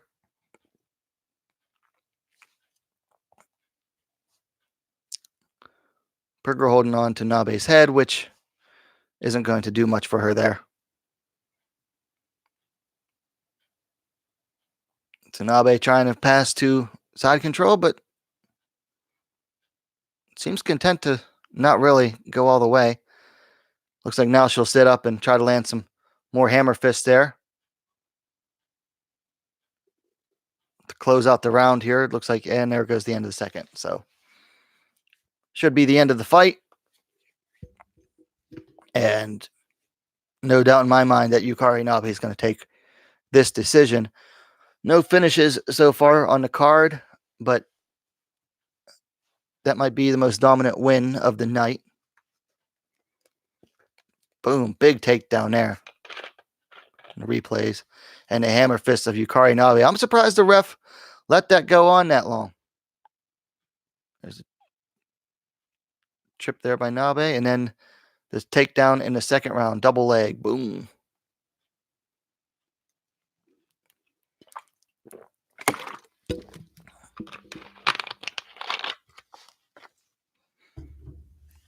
Going to decision.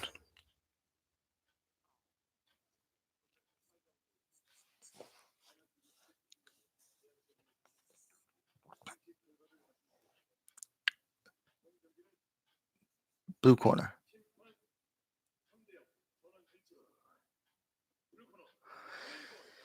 And Yukari Nabe gets the win. Well earned. All three judges, unanimous decision. Kari Nabe continues her win streak. And Rowan Pilger tastes defeat for the first time as a professional.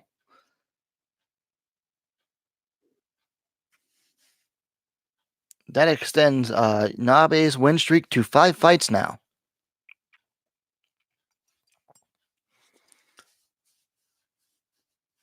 So Pilger goes back to the drawing board. Just met up with a more...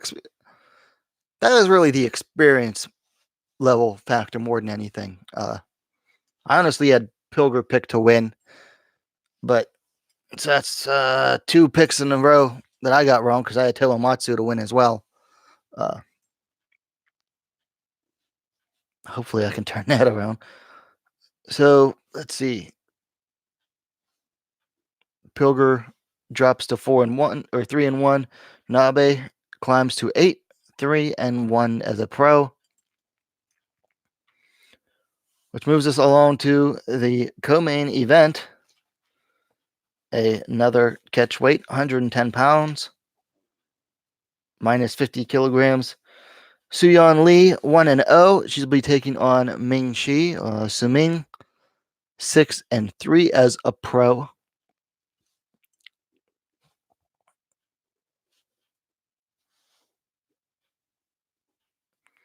Looking at the stats, they're both the same age, 23 years old. Suyeon Lee, 1 inch taller than she, 5 feet 4 inches, 162 centimeters to 5'3", 160 centimeters for Ming Chi. Of course, one thing, I mentioned this in the preview video and earlier that, Suyeon Lee, experience-wise, less experience in the cage, but her one win over Yeji Lee, who was 3-4 at the time, is better than any win by Ming Shi. She doesn't have a single win over a fighter with a win. 2 over 3 losses come to fighters with winning records. So all but one of Ming Shi's wins, come over debutantes. The only time she won against a fighter with experience was Shiho Arata, who was 1-0 at the time.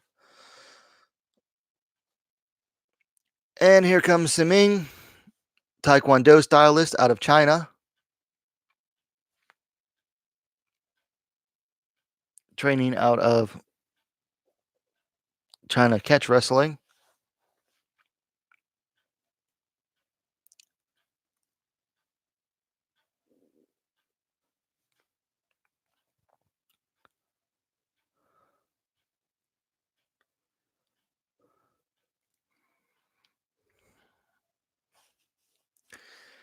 They picked up Siming. Road FC picked her up when they were making their big move into China, which unfortunately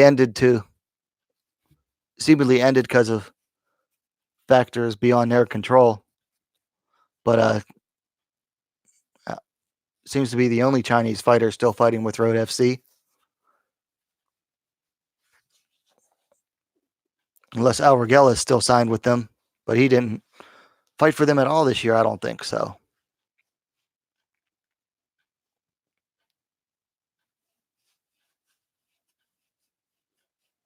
So Siming getting her final checks before she takes into the cage.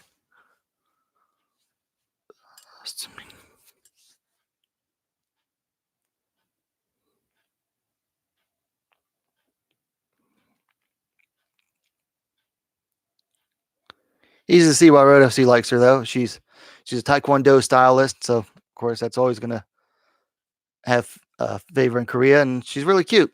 Has nice dimples, so.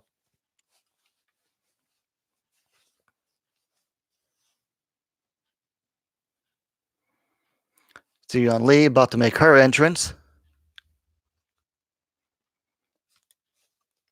She trains out of the Road Gym Apgujeong, or might be Road Gym Rodeo now.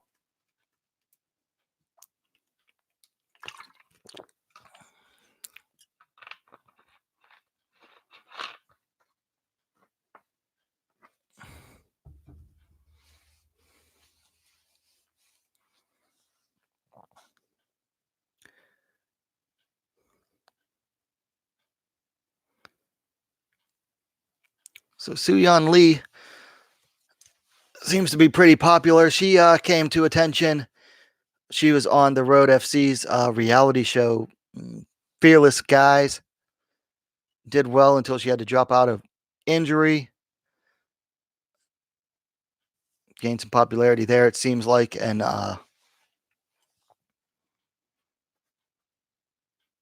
doesn't help that. I mean, doesn't hurt. She's also cute.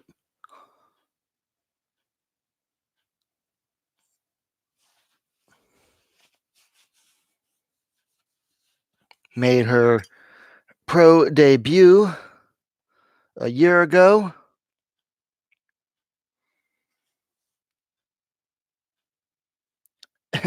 $364 days ago. So it's 12/14 now. She made her pro debut last year on December 15th. So almost a year to the day since her pro debut. She returns for her second fight. Looks like she got a couple tattoos since then.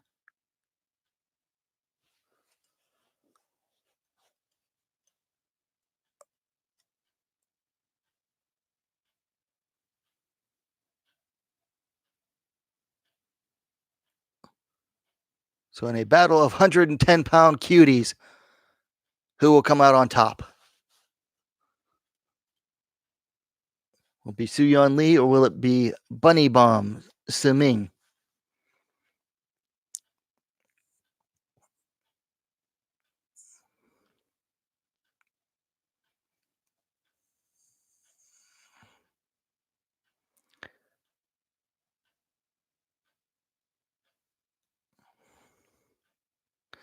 Getting her announcements underway.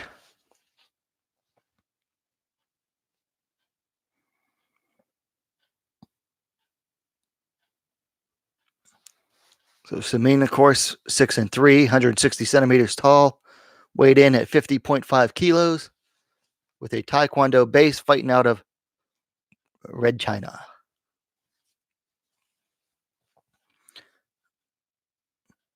She seems ready to go and happy to be there.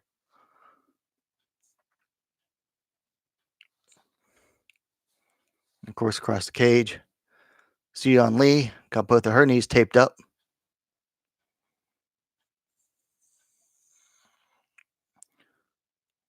One win, 162 centimeters, weighed in at 50.4 kilos, and is trained in MMA, of course. She doesn't have a particular art as a base. All around her.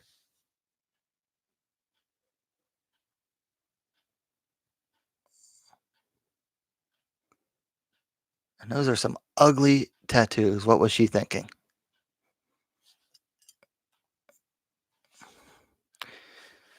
Tae-Uk Lim, the referee for this contest.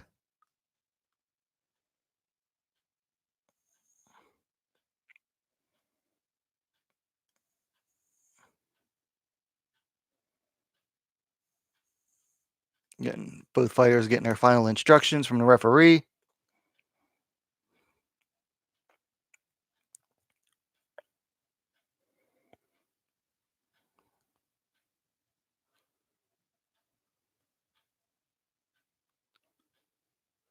All right, both fighters are ready to go. Co-main event of the evening, 110-pound catchweights. Start of the first round. Soo-Yeon Lee coming out, or no, Seming coming out aggressive. Seming with the blue tape. Soo-Yeon Lee with the red.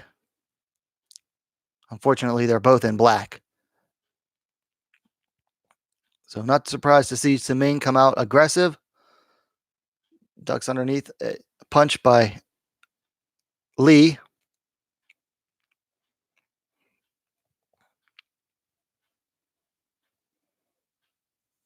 Both fighting in the orthodox stance. Seming throws a low kick and is answered by a couple punches by Lee that backs her up. Right hand there lands for Lee. Seming whiffs on a kick, but so does Soo-Yeon Lee. Oop. That was a glitch there from DAZN. Okay. Jab lands there for Lee.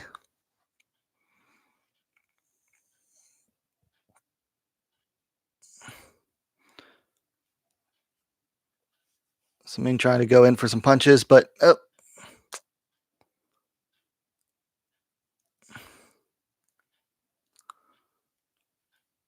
left right lands for Su-Yeon Lee there. Su-Yeon Lee coming in with some punches, answered by a low kick by Saming.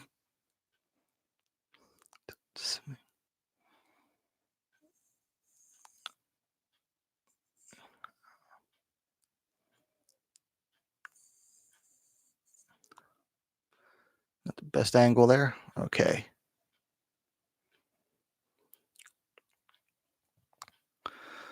Both still in the center of the cage. Su-Yeon Lee. Ooh, Su-Yeon Lee just ate a jab.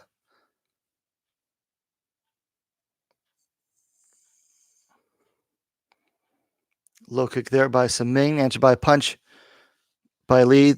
Saming answers back. Both seem to be pretty even here on strikes landed, according to my count.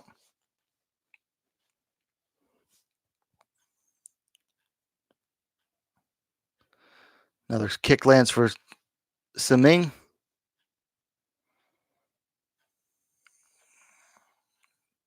Saming with a very much more sideways stance than Lee to fire off those kicks.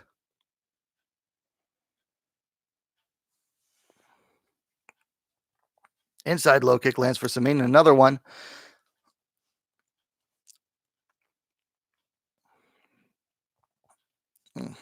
They're exchanging punches and kicks now.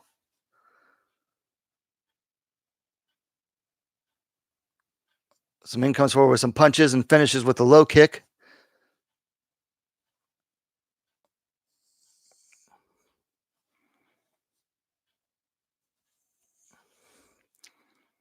Lee playing the part of the counter striker here. Now she starts moving forward on Saming, trying to land some punches of her own.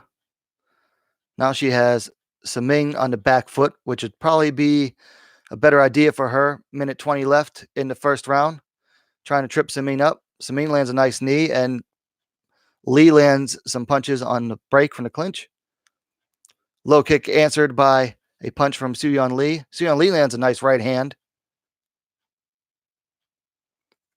Some punches land for Su-Yeon Lee there. Another nice punch to answer a kick from Saming. Push kick from Saming backs Lee up.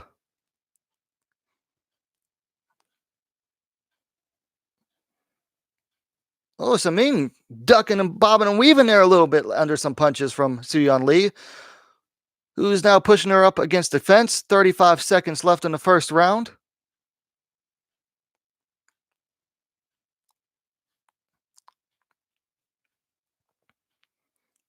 Lee just pulling her up against the fence at this point. They're exchanging some knees. Forearm kind of lands for Su-Yeon Lee. Saming tries to trip Lee to the ground and really kind of has her there, but Su-Yeon Lee using the whizzer to stay up. And Su-Yeon Lee with the double underhooks there. Or no, I'm sorry, that's Saming that has the double underhooks. Why are they both wearing black? Come on, Road FC. Get your crap together. There goes the end of the first. Road FC. These girls don't all have to wear black. I mean, I know it's cheaper, but seriously, I mean,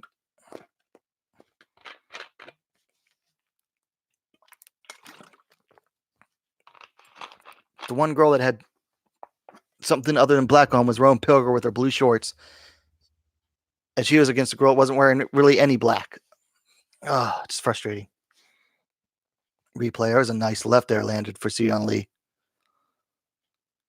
Low kick followed by a jab for Saming there. Some nice exchanges. There's a right hand for Lee.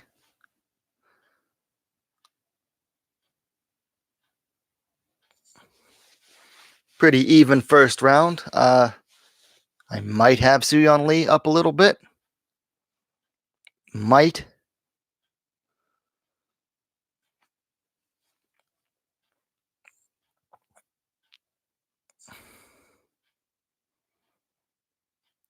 Looks like Su-Yeon Lee might have a little bit of blood on her lip, on her lower lip. Yeah, that or she wore lipstick or something. I don't know. Start of the second round. Lee throws an overhand right. Now jab, backs Saming up with some punches. Side kick lands for Saming, but answered with some punches by Lee. Push kick by Saming. Couple punches there, back Lee up. And again. Lee being more aggressive this round.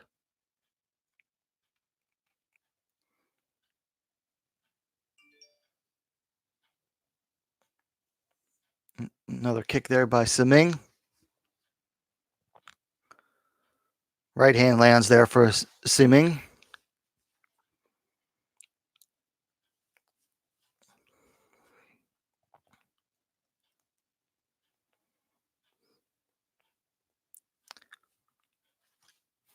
See, I think Lee's doing better when she's more aggressive. Excuse me. The sideways stance of Saming, she doesn't do so well off the back foot. So I think if Lee were a little more aggressive, it would throw Saming off. But right now they're kind of just going back and forth, with Saming really doing more of the circling.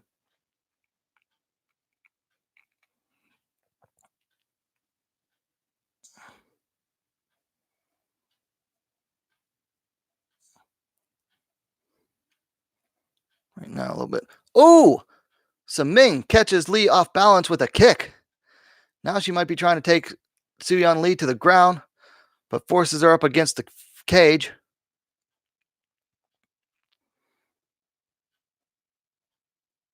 She's going to try to trip Su-Yeon Lee to the ground. Su-Yeon Lee keeping her balance so far. Using that whizzer to regain her feet.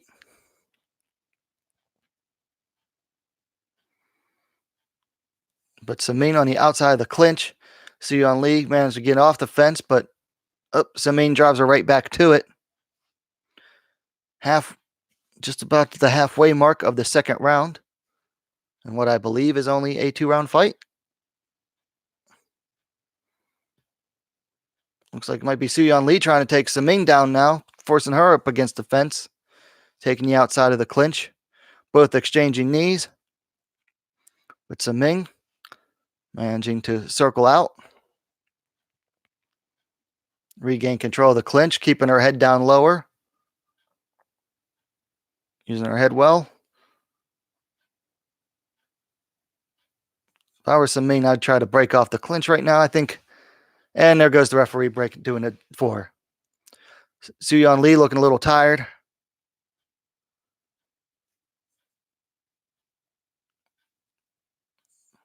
Still lands a jab on Saming. Saming halfway committing to kicks, but it's leaving her open to some counters from Lee.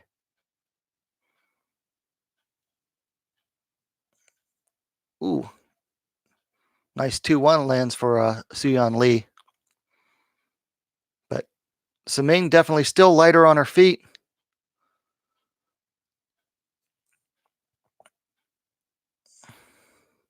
Saming lands a low kick and then 2-1 looked like, or 1-2. But answered by Lee. Saming goes high with a spinning kick.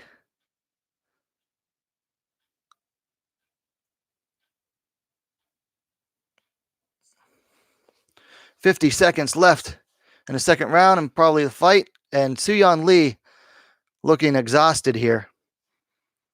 This could be Saming's moment. Backs her up with a punch. Whiffs on a spinning high kick. Saming, this is her chance to get aggressive here in the last 30 seconds. Lands an inside low kick. Backing Su-Yeon Lee up with her punches now. Su-Yeon Lee visibly exhausted. 20 seconds left in the fight. Saming looks like she's still got energy. She needs to be throwing them hands. Goes high with a kick. Grazes her. Goes to the body with a kick. And now she's backing up Su-Yeon Lee with her punches. Su-Yeon Lee is just exhausted. Siming almost getting Su Yeon Lee to the ground. Oh, Su Yeon Lee able to reverse it at the last second, and there goes the bell and probably the fight.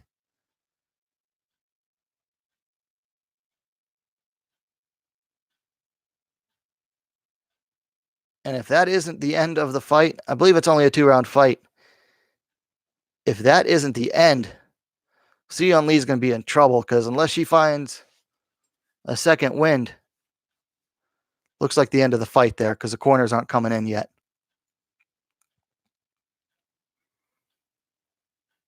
There's some nice punches there from Su Yeon Lee to back Siming up. Nice jab there, backs up Su Yeon Lee though. Boom! There goes the kick that dropped Su Yeon Lee.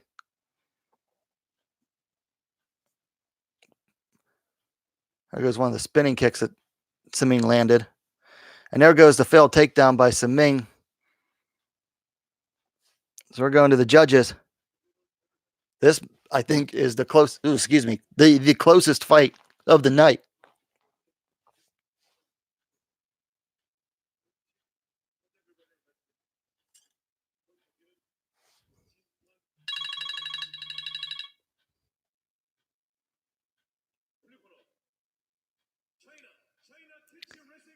And Siming takes the win by decision.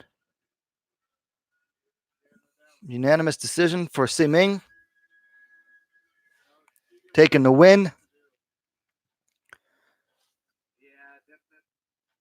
Hard to disagree. I mean, it was a close fight, I thought, but at second round, Su Yeon Lee, she just really ran out of gas.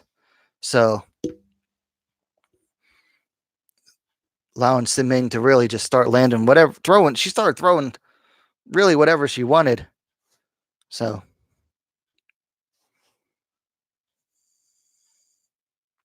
Siming takes the win by unanimous decision. And that'll move us on to our main event. This event's going to be less than, what time did it start? About 5 o'clock. This will only be about 2.5 hours for 6 fights. Not bad. Helps that the fights were all only 2 rounds. Hopefully the main event's 3 rounds. If this main event's only 2 rounds, I'll be really disappointed. So while they're taking pictures of Siming in the cage, I'm going to take a quick moment to use the restroom before we get to the main event, and I'll be right back. I'll even put it in the chat here. Right back.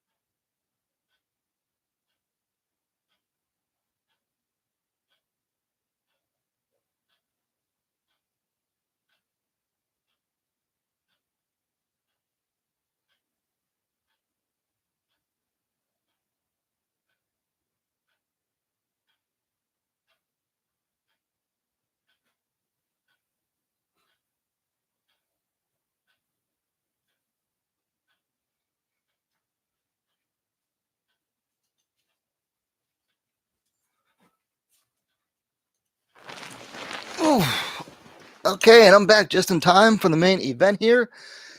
Yuri Shim walking out. She's on the stage right now. Coming out to her theme song, Lazenka Save Us. Love that song. Really weird. So we got Yuri Shim versus Jungwon Park. Atom weight main event. Yuri Shim coming in with a record of 5-2. She's 25 years old.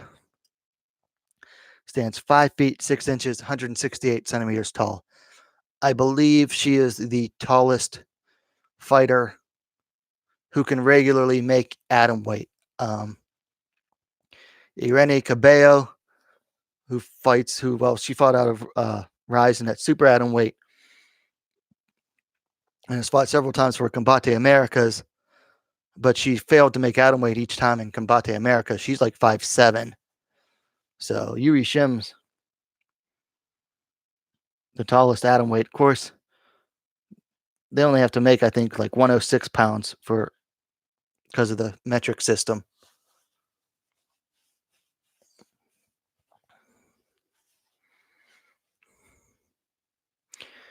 Yuri Shim training out of Team Genius, a striking-centric gym.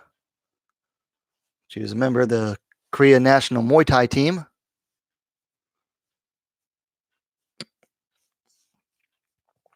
Hence the Muay Thai style shorts.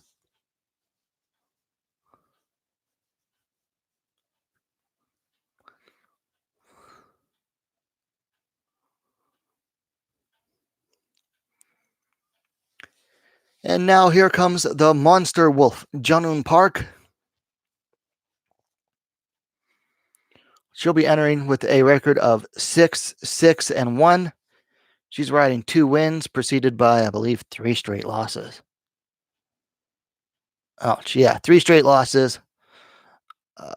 One of those coming last December to Sahi Ham. The only one of Sahi Ham's last 5 opponents to make it to the judges. So that in itself is impressive. She's riding 2 straight wins, defeated debutante Eunhae Kim, who stepped in back in June as a late replacement for Yuri Shim, who had to bow out due to injury. As I mentioned, I believe at the beginning of the stream, this fight was rescheduled from back then. And then Park picked up a win over Emi Sato at Deep Jewels 26 in October. Park is 23 years old. She stands 5 feet 2 inches tall. Born in Namyeonju, South Korea, fighting out of Team Strong Wolf in Namyeonju.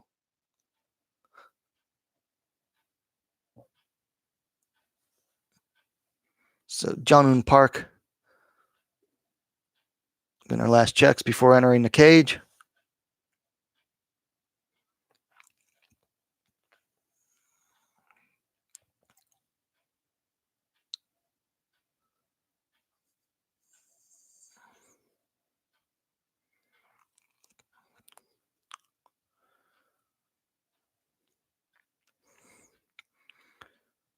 Jungwon Park enters the cage with a calm, collected look of a veteran.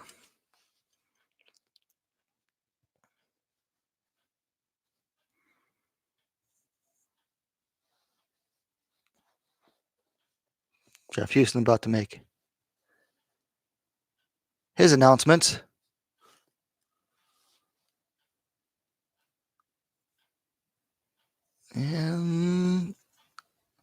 And this is the main event of the evening.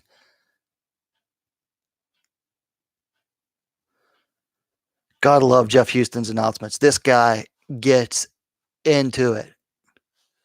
Whole lot of energy. One of the best in the business. Also one of the most well-traveled ring announcers in MMA. He also does ACA, which if there weren't Road FC today going on, he'd be at ACA, which also has an event going on.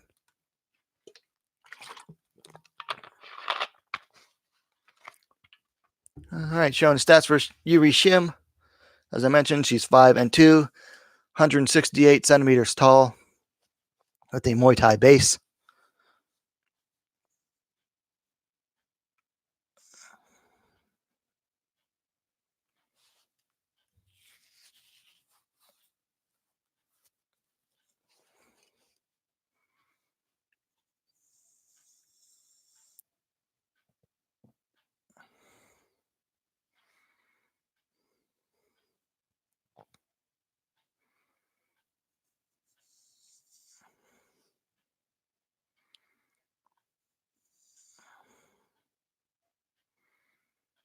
And then Jong-Eun Park, 6'6" 158 centimeters.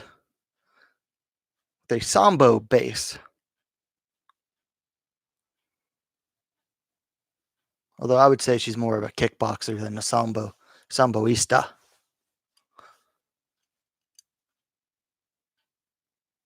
She is with her signature pose.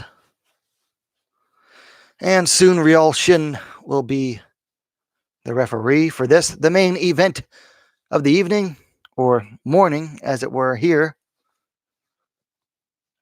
in beautiful Pennsylvania, where the temperature is 40 degrees and raining outside with a high of 42. So, yeah, I've got a great day to look forward to.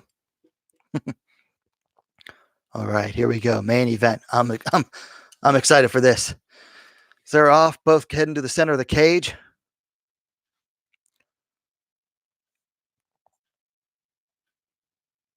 Both getting a feel out process here in the first 15 to 20 seconds. Going to be, I expect a lot of feinting between these two.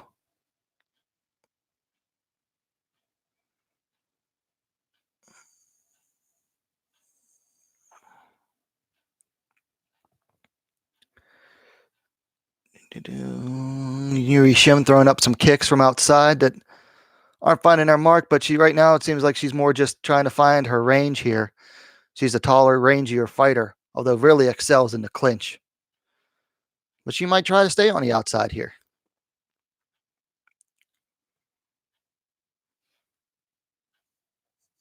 Okay, so about a minute has gone by. None of them have really landed anything. Jong-Eun Park hasn't really even thrown much.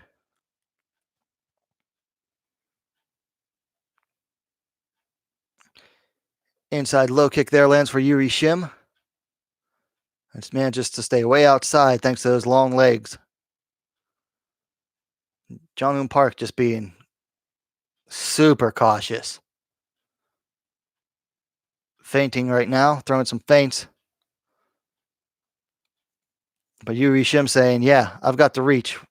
What are you going to do about it? Kick there by Shim, answered by a punch from Park.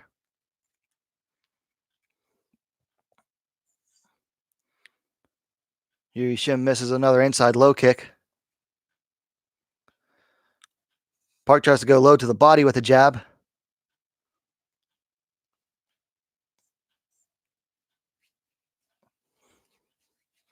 So 2-minute mark of the first round. Park finally comes forward with some punches and a low kick.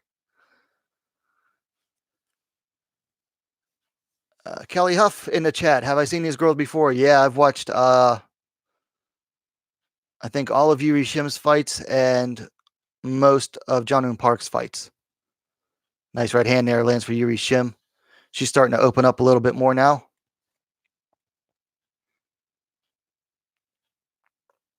Welcome to the chat there, Kelly Huff. Midway point of the first round. Not a whole lot of action going on so far. A lot of respect between these two combatants. Doesn't make for the most exciting round. But Yuri Shim seems very content to use the height and reach to her advantage.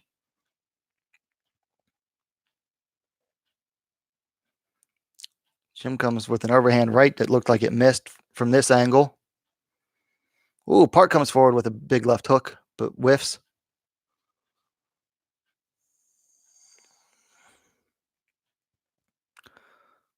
Both fighting from the orthodox stance. I don't think we've had a single southpaw. Side kick from Shim, caught by Park, answered with a right hand. Another low kick by Shim.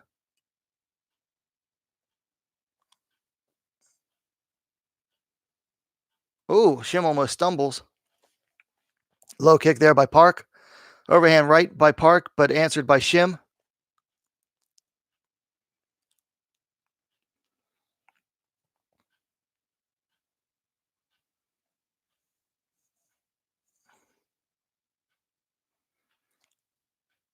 About a minute 10 left in the first round. Bit of a chess match going on here. Yuri Shim keeping a distance with her height and reach. And Park seemingly having trouble figuring out that puzzle.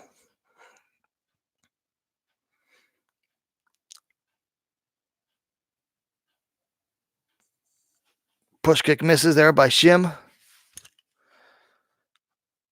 About 35 seconds left in the first. Park coming with a push kick, but answered by a nice push kick there by Shim. Shim just staying on the outside there. Goes in for a jab, but Park ducks under and answers back.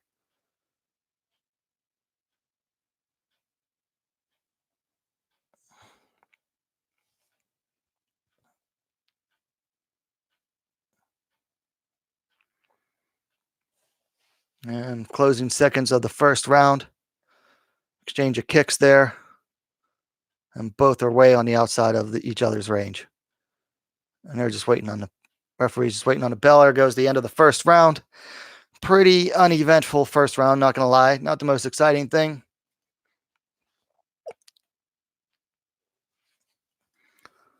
But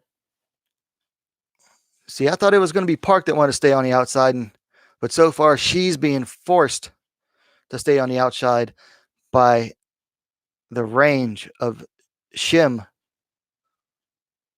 who, I'll be honest, I expected Shim to go for the clinch more. That's her specialty. Seems like she's content to use the height and reach advantage she has. So we'll see. We're getting ready for round number 2.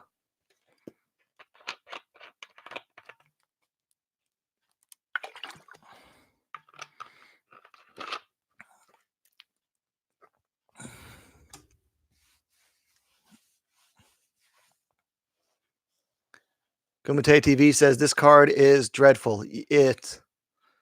Yeah, not the best card. Kelly F asks, has it been a good event? I just turned it on. I would say the most exciting fights for the ladies. Ooh, Jong-Eun Park catches a kick from Shim, drives her up against the fence. Trying to sneak a leg in there for a trip. And this could come down to who lands on top.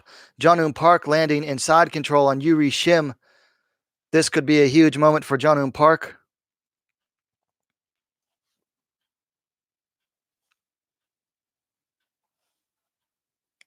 You know, I said in my preview video for this fight, neither of them wanted to be fighting off of their back here.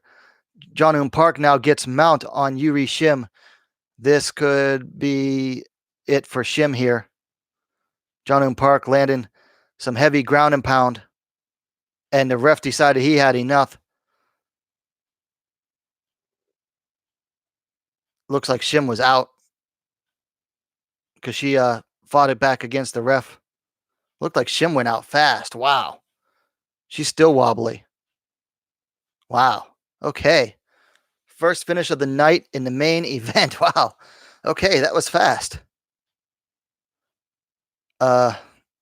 Looked fast at first, but no, Shim was out. Wow. Wow. Okay. So Jong-Eun Park gets a quick TKO in the second round. Yuri Shim really disappointed. Of course, she's also trying to get her head back together. So the event overall was well, it started out with 2 debutantes. And you know, they kept, you know, they brought the action. The kickboxing fight was okay.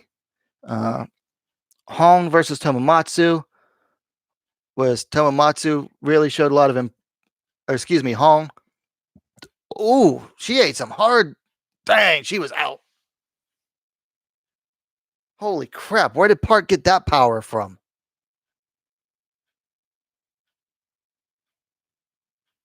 Wow.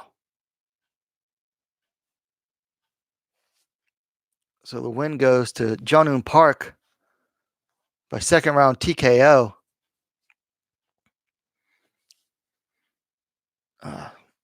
Pilger versus Nabe. Was Nabe mostly content to stay in the half guard of Pilger and land ground and pound? Co-main event wasn't very impressive. This is actually, yeah, it wasn't. I have to agree with Kumite TV. It wasn't, a very particularly good event. A lot of stuff to. It'll be fun to, watch these fights back and do some reviews on them. The big question here is going to be, what does this do for the atomweight division in Road FC? Because Jung-Hoon Park just lost to the champion Ham last year. Now Ham's spent 2019 over in Rizin.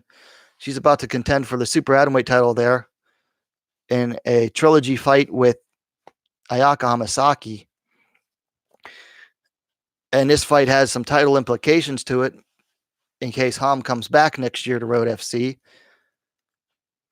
I mean, if Shim had won, I definitely would have seen her getting the next title shot. But with Park having just lost to Sahi Ham in a fairly one-sided decision loss last year, it'll be interesting to see. So Road FC only had 6 events this year. Hopefully they'll be able to come back with 7 or 8 next year. So, no, not the most exciting event overall. Nice end to the evening, though, with the TKO.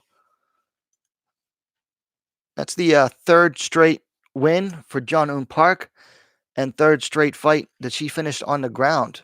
A second straight win by TKO.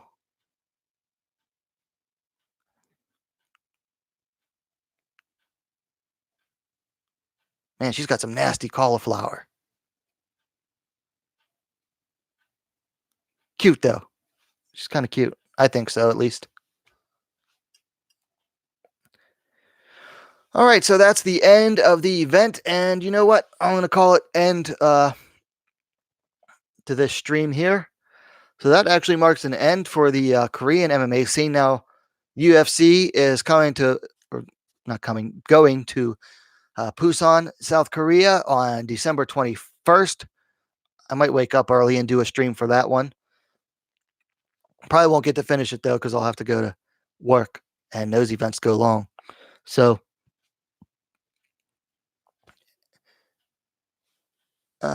Peter Lee. Kelly Huff first up says, you excited for UFC tonight? It should be fun. Some good women fights, too. Yeah, I'm excited for those fights. I think Viviane Araújo is going to box up Jessica Ai. And then I'm really excited to see what GDR can do in the rematch against Amanda Nunes. So that should be a good one.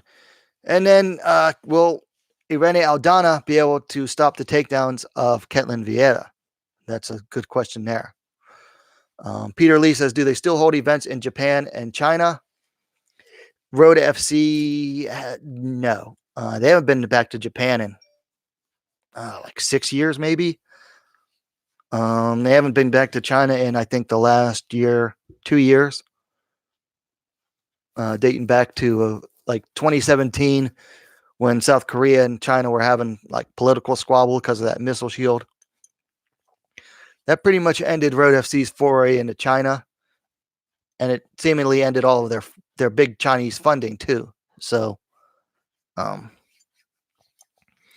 so that's it for Road FC number 57, Double X. Not the most exciting event, but I still had fun. It was my first time doing a live fight companion in a while, so Thanks for all who are attending. And we'll catch you next time. Don't forget to hit that like button, please. And if you haven't, well, you know the deal. If you haven't yet subscribed to WMMA Scene Now, the best, fastest growing women's mixed martial arts dedicated platform on YouTube. I'll try to get some of these reviews up this afternoon. If I don't, then they'll probably be up tomorrow. I might do an additional short live stream tonight at the conclusion of UFC 245. So that'll be like late night, my time. Keep an eye out for that. And we'll see you next time.